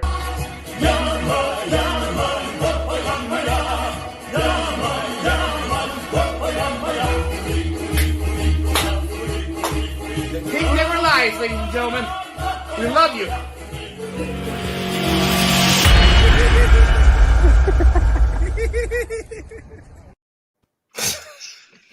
Gotta have the music. There he goes. You see me?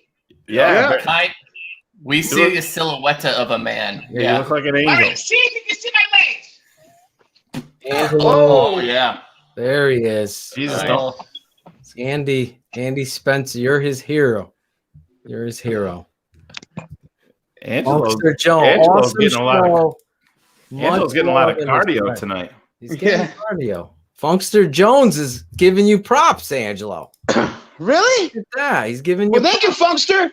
There you go. This is going to be fun. The two of you on the show together. What a show tonight. Breaking it down. Dieter, obviously, we're not going to do tweets tonight. And no bear up, bear down. Angelo's the bear up. Claudio has totally dropped the ball on doing anything else other than That's it. Just producing the producer. no cut it out. No anything. Angelo now. We don't need anything else. We have Angelo. We don't need Angelo. anything else. I've had a good run on the show. Like, I thank you guys for my time here. You know, I really do. It was a great run, but I've obviously been replaced, and that's fine. I mean, I can't replace the hype. How can we replace No, you? you're not going nowhere, Cars. We need you. I'm very happy, though. It's 2 weeks in. We've got the name right. So this is a big step Yeah. for our relationship. He was to Cars now. No, he was Carrie. He was Carrie at one point. I was Carrie for a while, so we're getting there. Cars, you got the swag, Angelo. You're a part of the network now. You're the hype man. Thank you.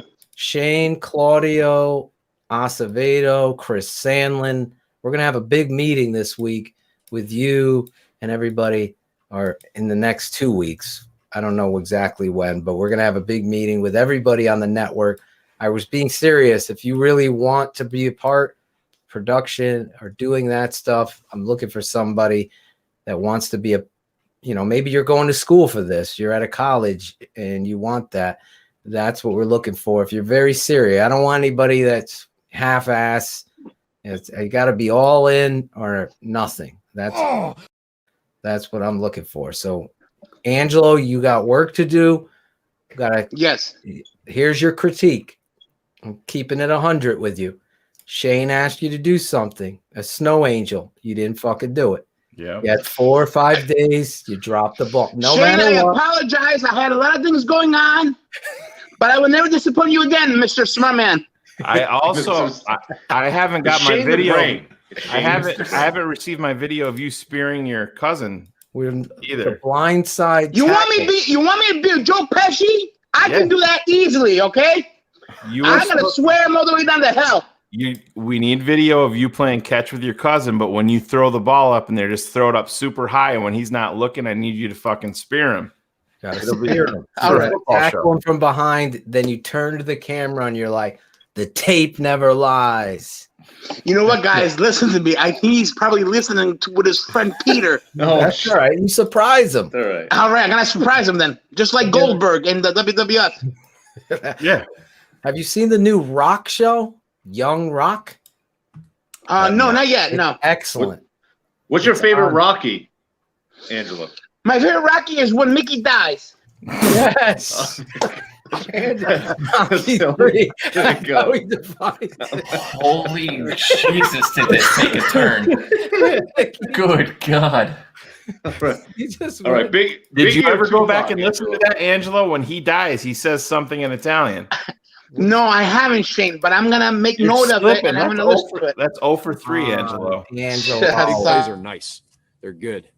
You're playing like Nagy out there, Angelo. Come on. You got to step up. You got to step up. I'm gonna step it up. Next week on Keeping It 100, we have former Chicago Bear inside linebacker Dante Jones coming on the show with us to talk about his life experience with the Bears and what he thinks about the Chicago Bears now. Roquan Smith, Khalil Mack, the former Oklahoma Sooner. Angela, you're going to have to start getting these hype videos about Dante Jones. That's your assignment. I mean, we don't have a All right. I'm gonna do it, guys. I'm gonna do it. off your head. Dante Jones. He played middle Dante linebacker. Jones. There you go. Scream it, remember it, and go there. Dante Jones. Jones is so hot. He makes Dante's Inferno look like a cool box. We're not going to play that for him. It's all right. Nobody will hear you said that. Shayne and Phil, we'll write your jokes. You just don't try to do jokes. Just Dante Jones, and then just be you naturally. Don't. I wonder if Dante Jones' skill set translates to the modern football era. Unlike Roquan, that'd be a good question to find out if he could still probably play. Yeah, Angela, I saw you went to go for your real estate license. Yes, today I went to go visit a very good friend of mine. His name is Gaetano Morrow. I know him for a long time.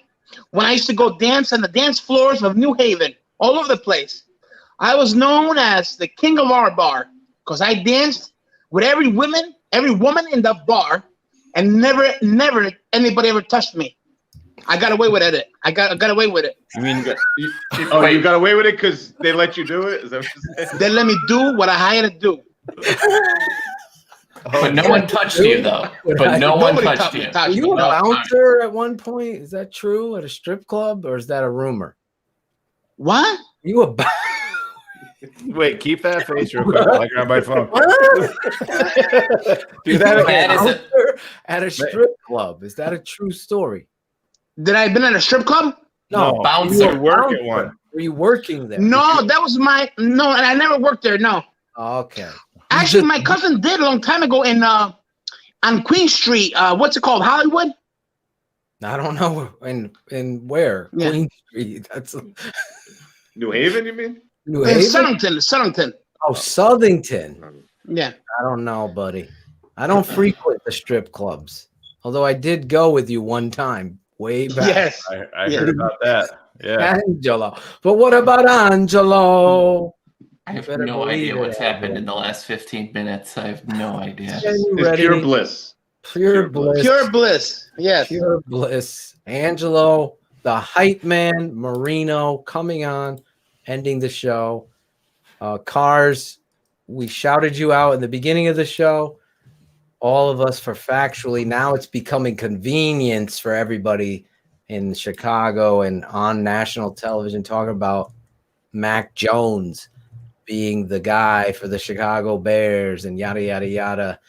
And we're praising you for pure bliss, being reality of truth. In you know what, guys? That's my phrase.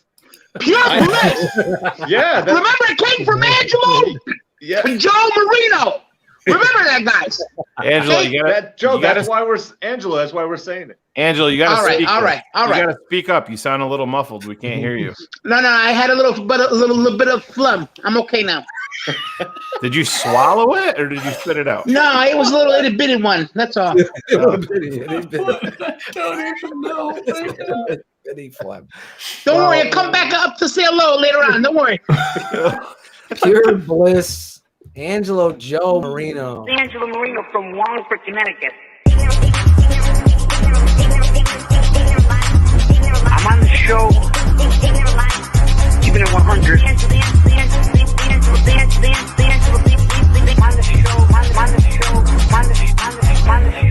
On the show, the tape never lies. Keeping it 100. If you can't see the hype and energy and passion that Angelo has for the network and the show, listen, we're just having fun.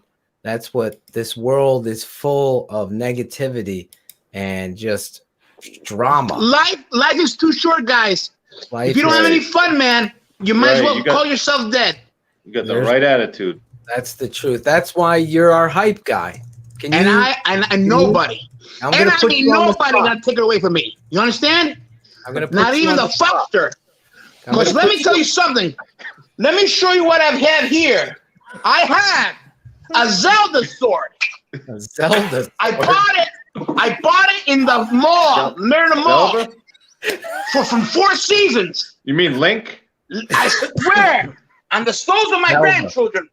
You hear me, fuckster? You can be part of the hype as well. How many Bow grandkids down to the mighty Angelo.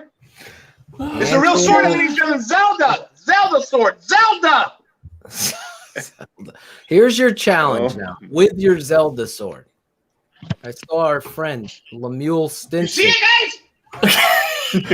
You see it?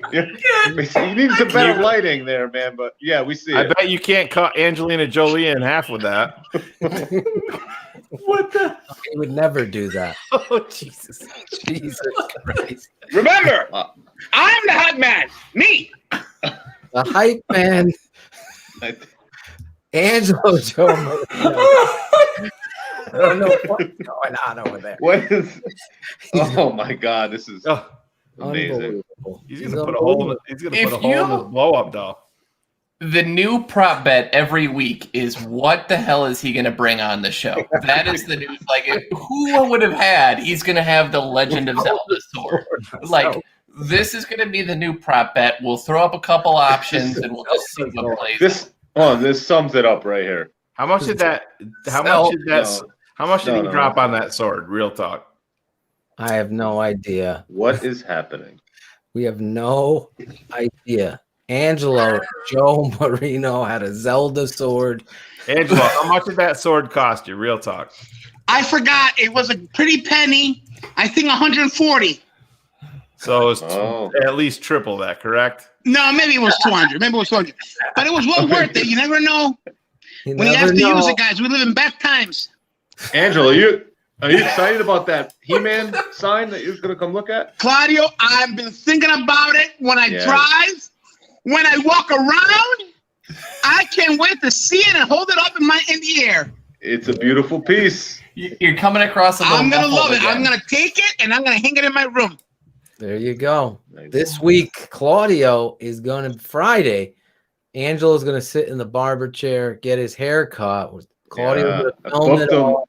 You're the last customer, so I got all night with you. We could have as much fun as you want. Here's your Bring last. Angelina Jolie, though. I need you. Oh, absolutely. She's got to be there. I love the Zelda sword. You hear that, honey? You're coming too, okay? Listen, when I'm talking, you don't talk. All right, Got it? boss. You got it. You're the boss. Angelo, there's one thing you have to understand. Only Phil gets to interrupt people on this show. Nobody You are the captain now. You are the captain. Here. Here's your job. I'm putting you on the spot to show your talent.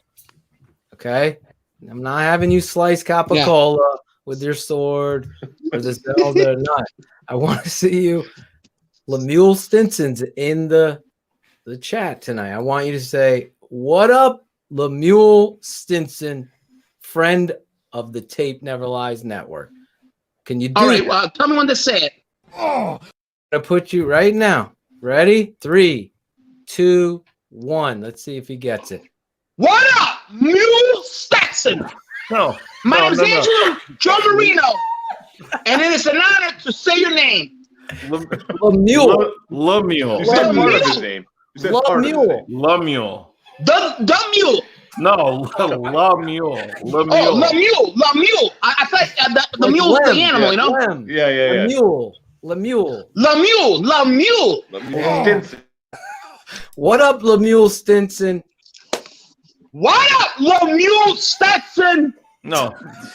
This is my Dare commercial right now. I can't be doing edibles and come on Angelo, anymore. fall on your sword. It's time right now to do what we do.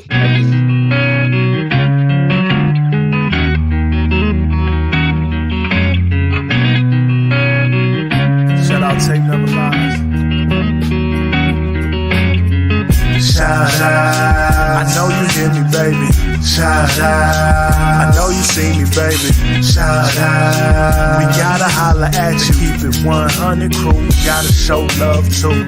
Shout out. I know you hear me, baby. Shout out. I know you see me, baby. Shout out. We gotta holler at you. Keep it 100 crew. We gotta show love too. From the fans in the stands to the follows on the gram. Thanks for your support, showing love in the DM. We stay Spencer strong, fight together till the end. Now it's time to shout out worldwide friends and fam. Like the network that keeps it real, 100 crew. So many in the world that I gotta show love to.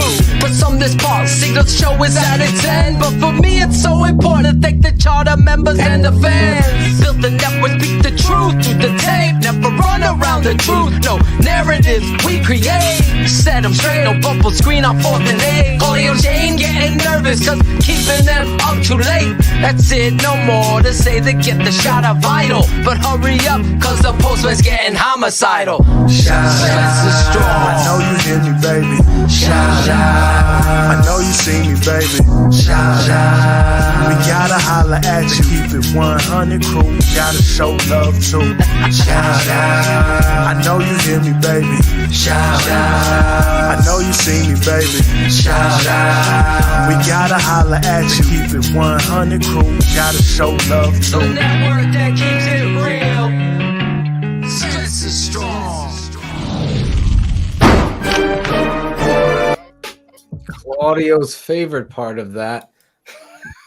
I cut it off for you, Claude. The shout out segment. What a show. Dieter Eiselen and Tyler Coyle, safety out of Purdue. Dieter, obviously, Chicago Bears offensive center and offensive guard. Coming on the show, joining us. Did you practice his name? No, I did not. Oh, we gotta put. You're on a timeout. At least he's keeping it 100. Practice the name, Lemieux. Lemieux. There you go. Yeah. Lemieux. Stinson. Stinson. There you go. He totally saw. He's there. He saw you fucked it up. He kept it 100 as we do. Claudio. You want me to all right. You're kicking us off with the shout out. Well, Zoomy Zoom said that we're gonna cheer him up, so I'm glad we were able to cheer you up, Zoomy. John Necrone. I'm happy too. Yes, and you're the one that cheered him up. Good, guys. I'm very happy. There's Angelo's 4th grade picture. Never me. Just like Carlito's way. Never me. You thought it with me, but you never with me. Oh my god. Oh, Wallingford, Connecticut's finest. Yes. There you go. Wallingford, Connecticut came up tonight. Dieter went to Choate. Yeah, Choate's in Wallingford. Choate, Rosemary home. Wow. Dieter. Shout out to Choate. Shout out to Choate. Right in our backyard, ladies and gentlemen. Yeah. Shout out to Choate. That's his T-shirt. Is ladies and gentlemen. Yeah. Ladies 100%. and gentlemen. Alex is all over that, as is John Necrone. Yeah, John. I was gonna shout him out, man. He had some funny ass comments. He said, Leno is in the cafeteria eating by himself. He wanted to ask that to Dieter. Is Leno eating by himself in the cafeteria? Oh, that pop up. That was great. I had to ignore all these Leno comments because I didn't want Dieter getting Dieter done. Yeah. I don't want that to happen. Yeah. I want to get her done. Claudio, any So other? a couple more. Adeptus Serpentis. This dude has some great questions. I wonder if that's his real name. Is he still in the chat? I think. I don't know, but it's a great name. Yeah. It's not. It should be. And Eugene Niceness, another great name. Probably not real, but shout out to you. Shout out to my wife and kids. Of course, I have to do You that. always have to do that, right? Yeah, always. I have to. Cars. You came on in the show. You're probably one of the fans' favorite people on the network. I'm thinking people are going to be starting to look forward to Angelo and Cars on Tuesday nights. It's gonna be a great show. It's gonna be a 4-hour Cars, show. we're gonna tag team it. We're gonna, absolutely. That's exactly what I'm thinking. Yeah. Put your happy pants on, the Cars. Be happy. They're, but I could guarantee you they are on right now. All right, good. I know mine are. Oh yeah, absolutely. Oh God, who is that kid's name? Oh my God. It's Angelo. What about Angelo? Yeah, right. You want to see a picture of a real stud? I'll show you a real picture. That's not me. Angela Marino from Wallingford, Connecticut. Oh my God. Oh my God. Can I shout out you guys for keeping it on? Joey P. Joey Of course P. we can, Joey P. We appreciait the love. Uh-oh. It's catching on. Shayne the No. brain. Oh, Angelo. Doesn't work. Doesn't work. Wait a minute, guys. That guy, Joey P, is he from playoffs?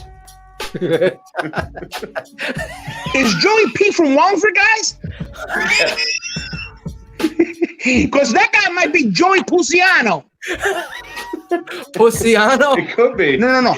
Luciano. That means cleaner in Italian. I don't give a fuck that he smokes weed. They all smoke weed. Smoke weed every day. Oh, Go with sour diesel, guys. Sour. Okay. You want to go with sour?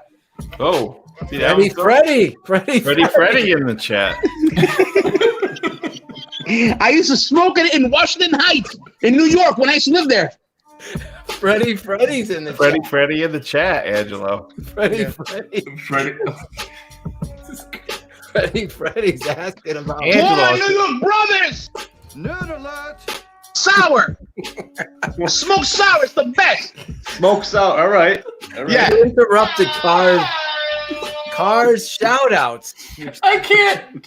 Next. No, Angelo, shout out. Cars, come on! You're my partner! Angelo, do you have some shout-outs this week? All right, good. I'm happy. Shout out to everybody there, too. Is that your shout-out? I want to shout out the TNL show. You don't the actually fans, need to we shout. love you. I love you, especially the ladies. There he is. Yes, ladies, he is single. If you're asking, Yes, I am. I will fly across the country wherever you are, wherever my love is. Tinder? I have a Tinder, but I haven't looked at it in a while. I'll do it in the summertime when I get in shape. you gotta get in shape. You started tonight. He did 12 push-ups. 12 push-ups. And it's gonna get a lot higher, guys. I'm getting in shape now. I gotta get in shape now for the summertime. For the show, not the summer. For the show. The show too. The show too. Okay. All right. Shayne, you got any shout-outs? Yeah, I'm gonna shout out my baby boy, Riley, big 10-year-old here in 14 minutes.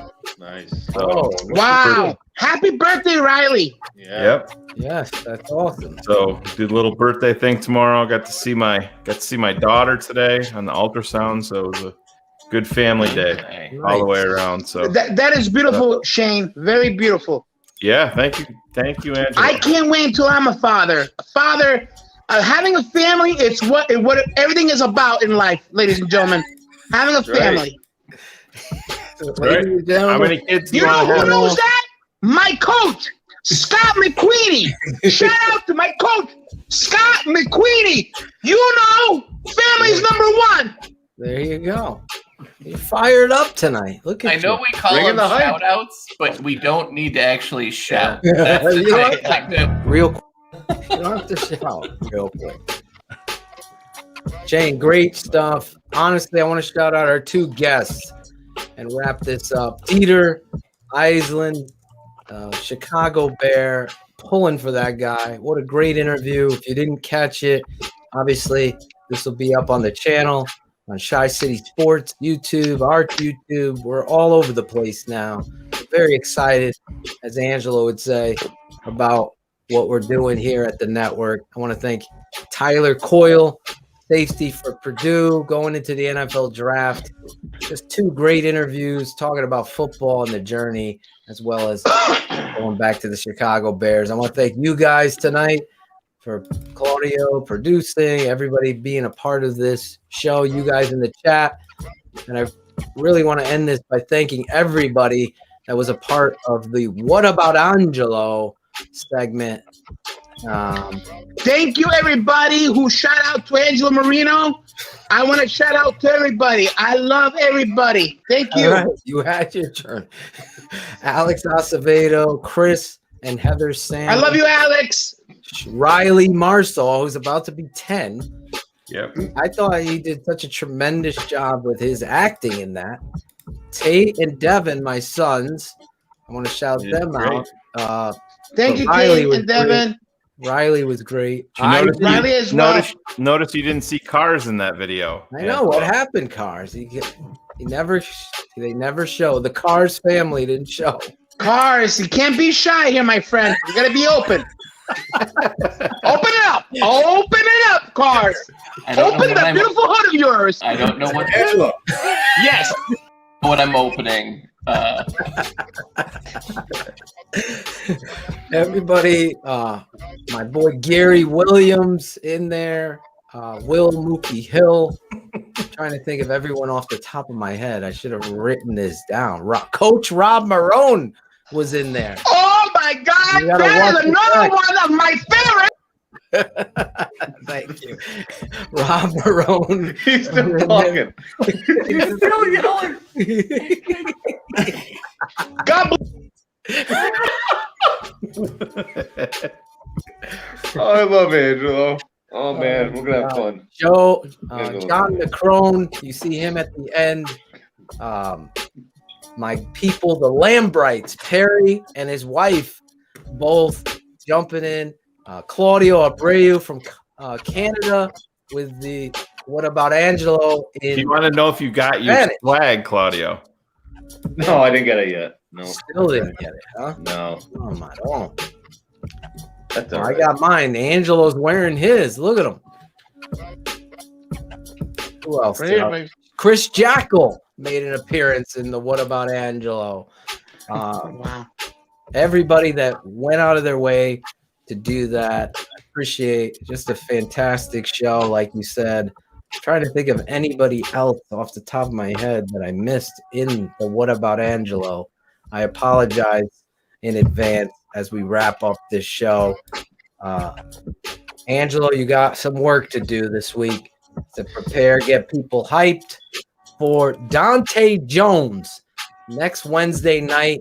The former Chicago Bear middle linebacker, number 53. I could see him playing. You got it. Yesterday. You got it. So you got some homework to do.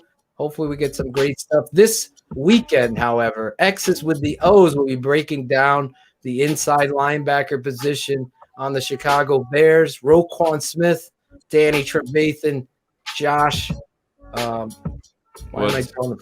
Woods, and Iggy Abunaway. We'll be breaking them for pulling tape on them. And then on Sunday, Shayne, myself, and Berlissimo breaking down the inside backers in the NFL draft. Just the tip, and we'll be talking about the quarterbacks. Obviously, that's the hot topic. Anytime any news breaks about this quarterback situation, which Cars predicted a couple Fridays ago, Wentz was going to be the Bears. That's how finicky this is. No one on this network pretends to have a source or to break news. We just analyze the tape and have a lot of fun doing it. I thank you guys tonight for a great show. Angelo, as always, my friend, those people that get swag, send me your pictures. Next week, I'm going to upload a bunch of you rocking the new swag. I saw Ivan Vargas has this nice white hoodie. I didn't have time to upload it. I want to say something too, Phil. Dr. Phil, thank you so much for the picture. Bring him back. I feel now I'm really part of the TTNL show. Yes. And I want to thank all the fans and everybody that did What About Angelo? I love it. It's pure bliss. Sean Sierra also did What About Angelo. Thank you, Sean. Thank you so much. Yes, that's my guy over there at Sean and Maya. Check them out.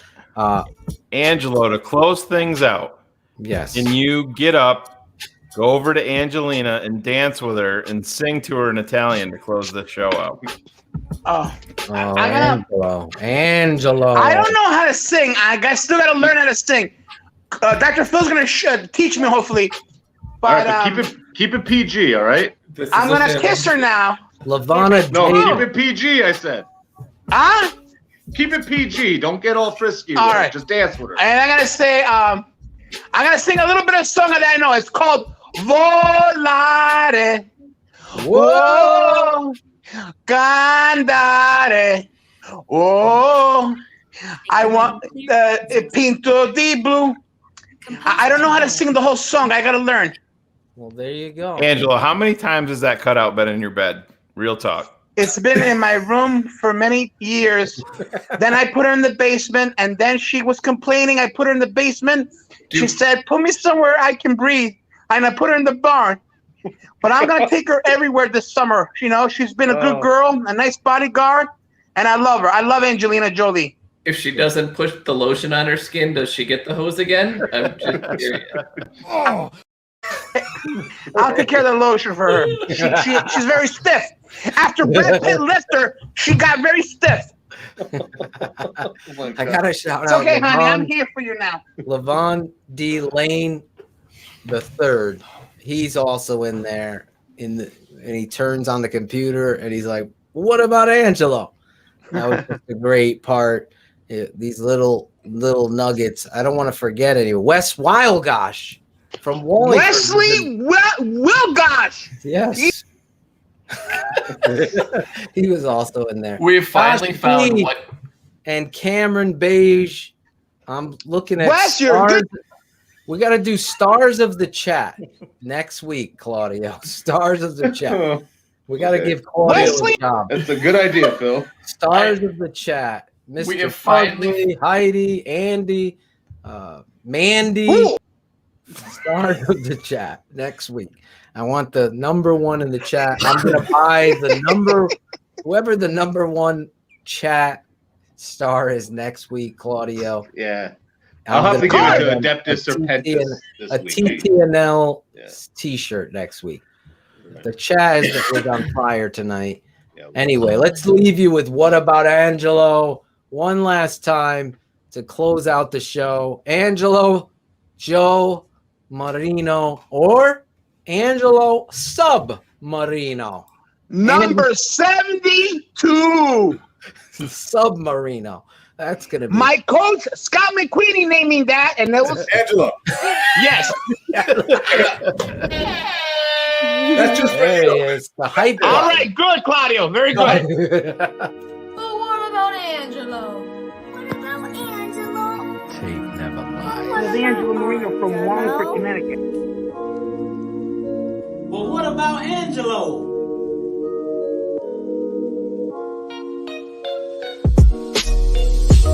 What about Angelo? What about But what about Angelo? what about Angelo? This is Angelo Marino from Wallingford, Connecticut. What about Angelo? What about Angelo? But what about Angelo? What about Angelo? What about Angelo. What about What about Angelo? What about Angelo? What about Angelo? Bibi the Barbara. What about Angelo?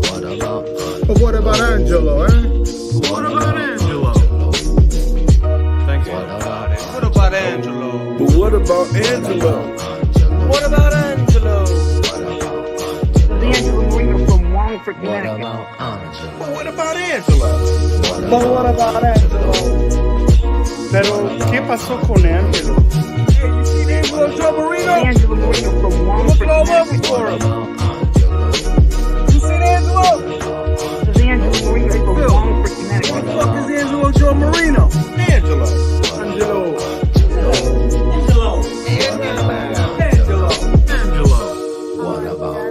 Angelo? Angelo. Angelo. Angelo. I'm working here. Angelo.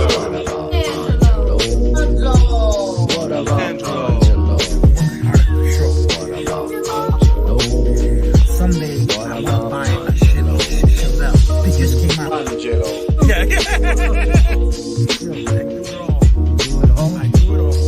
Couple bears, huh? This is Angelo Marino from Wallingford, Connecticut. This is Angelo Marino from Wallingford, Connecticut. That's right, ladies and gentlemen. But what about Angelo?